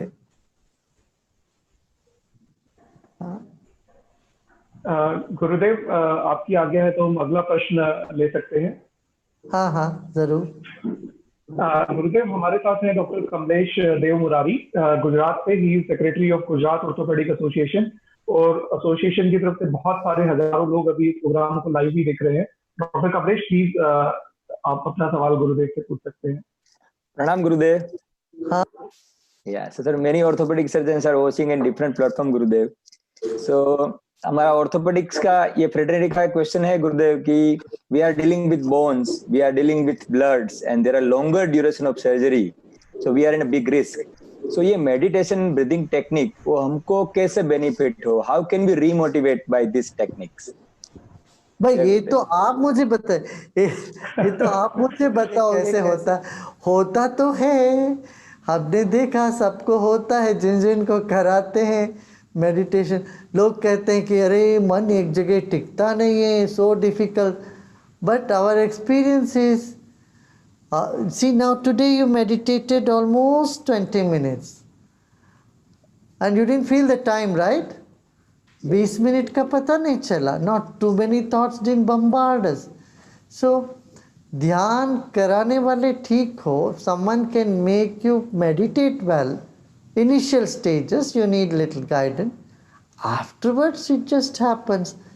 When meditation happens, it affects all our endocrine glands, जिसको हम चक्रा कहते हैं।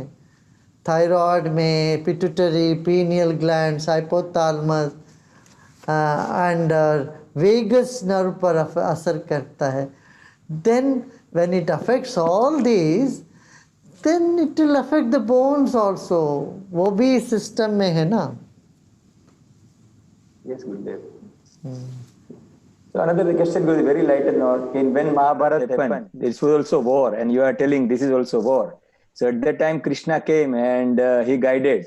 So right now the situation is same. So what is the correlation? Any condition is same or any correlation with that?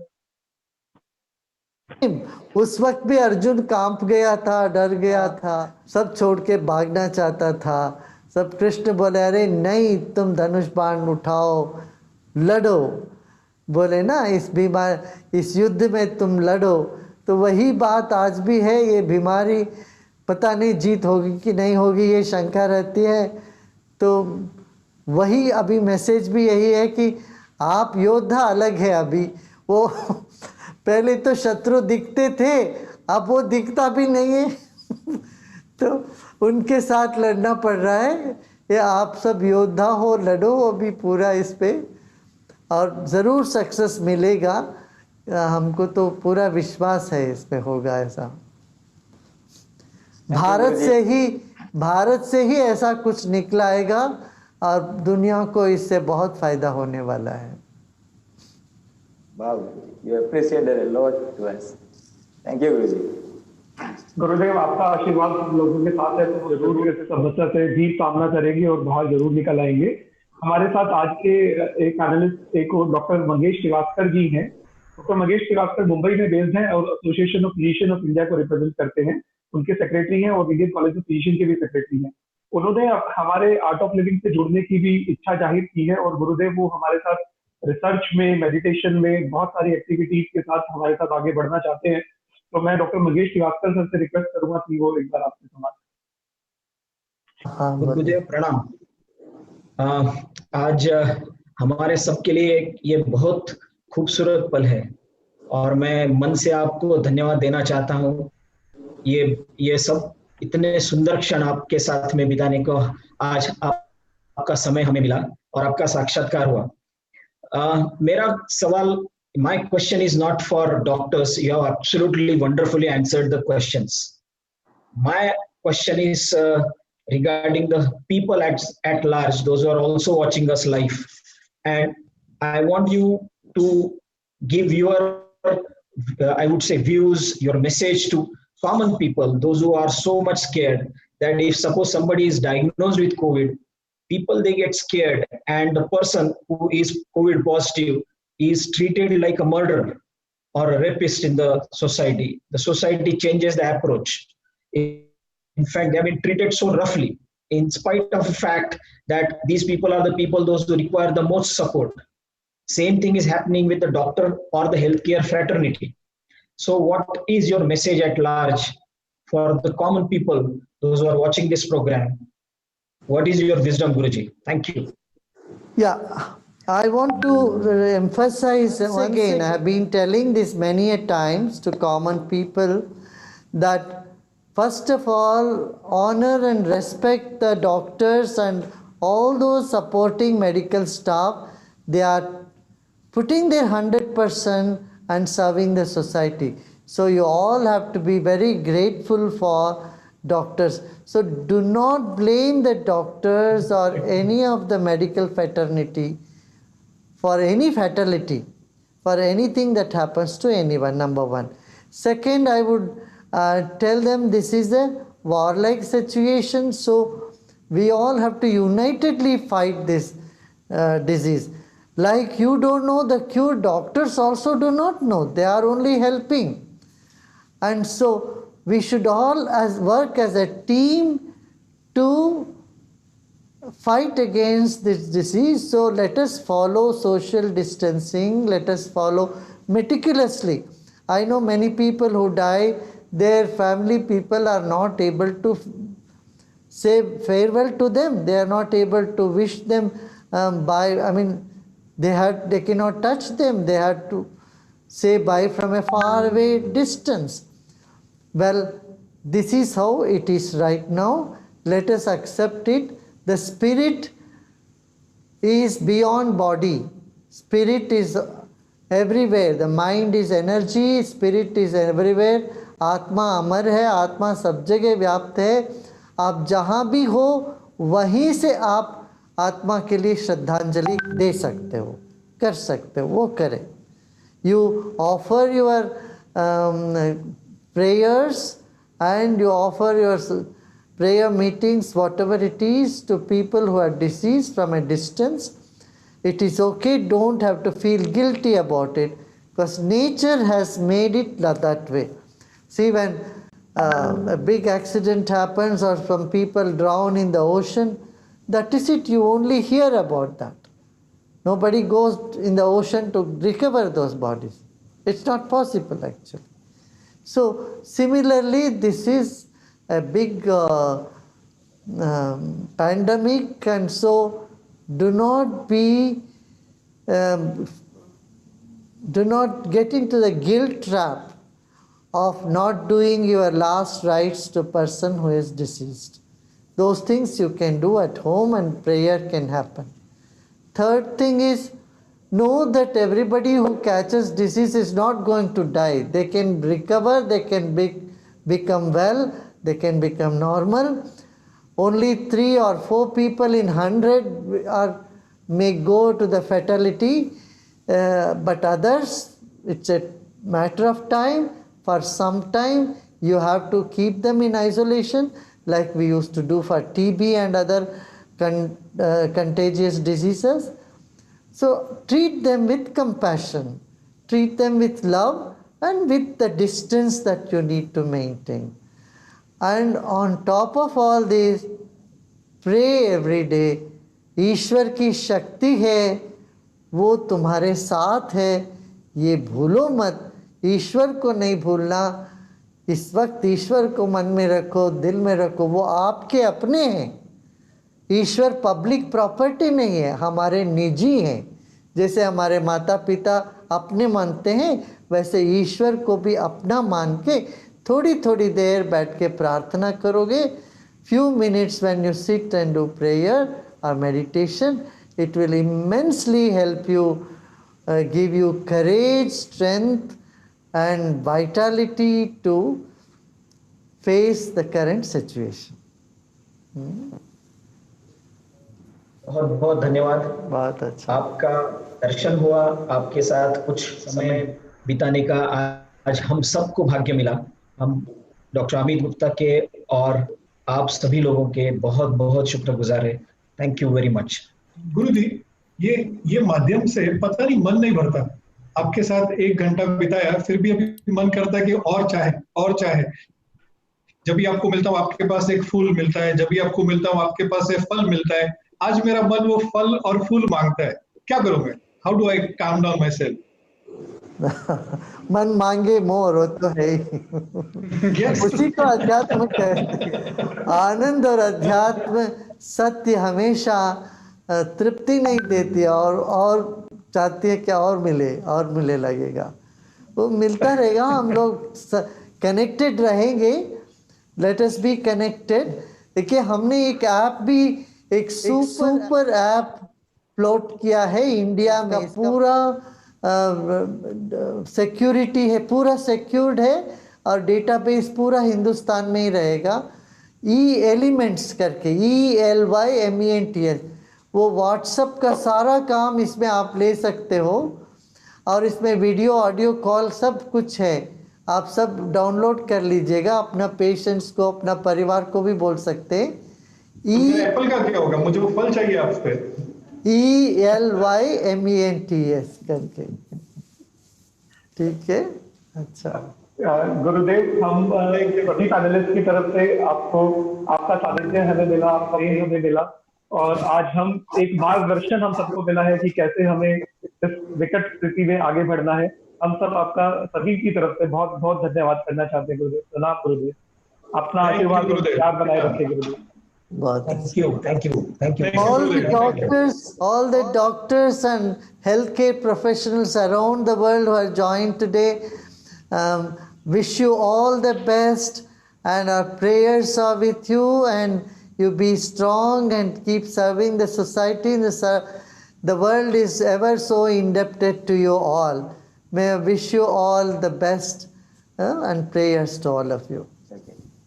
Thank you, Guruji. Thank you very much. Thank you, Guruji. Thank you. Good night.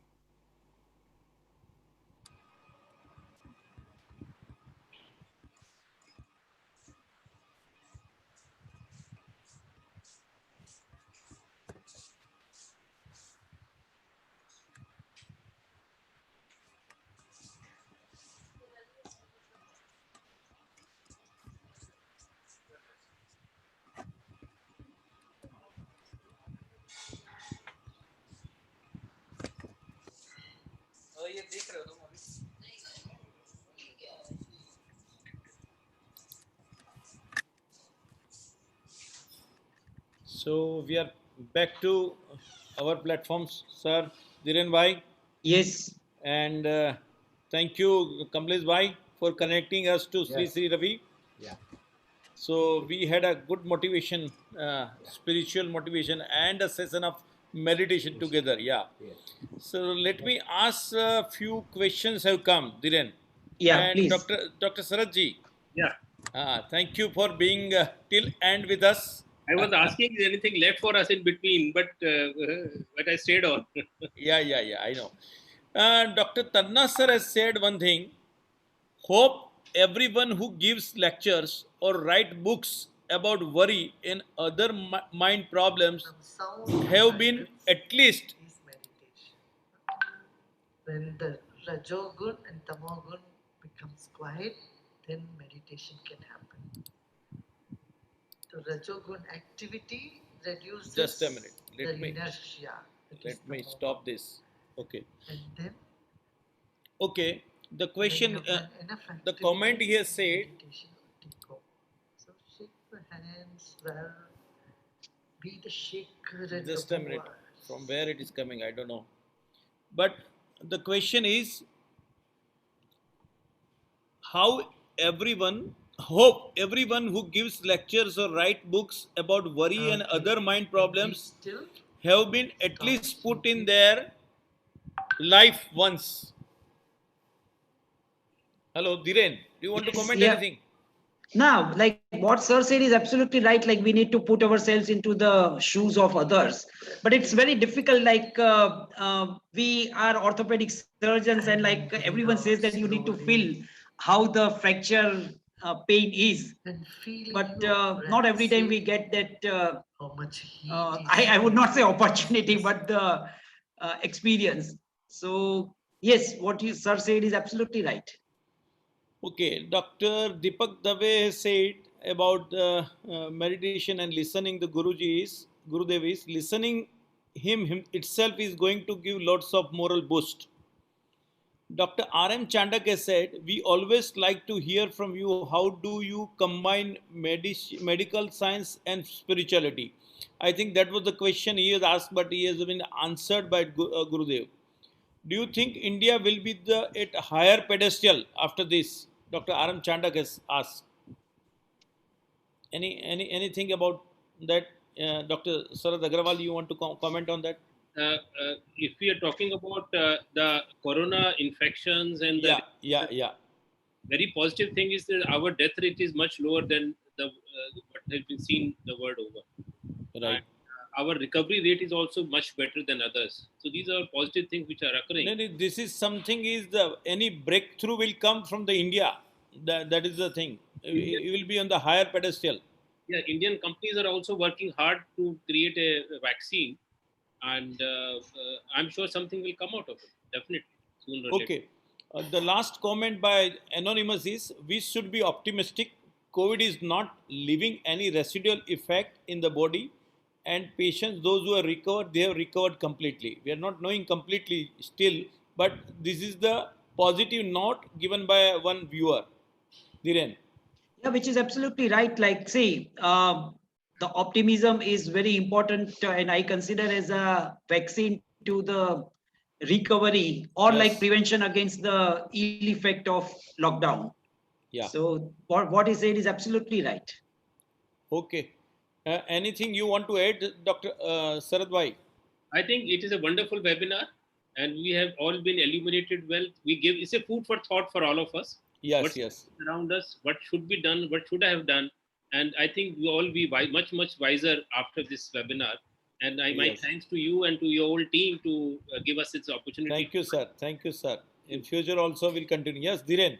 Yes, like see, when I started the webinar, I was under the impression that there are a lot of negative emotions in the mind of doctors. But after meeting with colleagues and hearing them, I realized that what I was perceiving is not the correct thing. There is a lot of hope, lot of positivity, lot of optimism in the society and in the doctors. So that's really wonderful, and it's a very good boost for me also, the booster dose for me also. Right, so right. That's thank you very much once again to everyone. Negative and positive always coexist. It is a Exactly. fraction of which अंधेरा कितना है उजाला कितना है उसके ऊपर decide होता है sir. That's very true. I will tell Ed. So that problems will always be there. Yeah. If there are no problems, then you are not alive. Means. Yes. That was a good video by Dhiren. I want to add one lighter note, Dhiren bhai, if you permit. Yeah, please. Yeah, 100%. These situations are not different. They are complementary to each other. Yeah, because, exactly. Yeah, if you will understand like there's a complementary, then it's fine. क्योंकि दोनों के लिए वो जरूरी है. Right. Yes. How you take it? It is not a reaction. It is a response. How you make it. That is important. Yeah.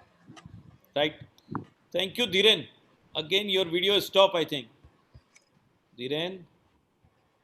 At least we can have your voice at last. Dhiren. Dhiren has lost, I think. Dr. Sarad Bhai, thank you very much. So I'm just stopping the streaming now, and then we can have a 1 or 2 minutes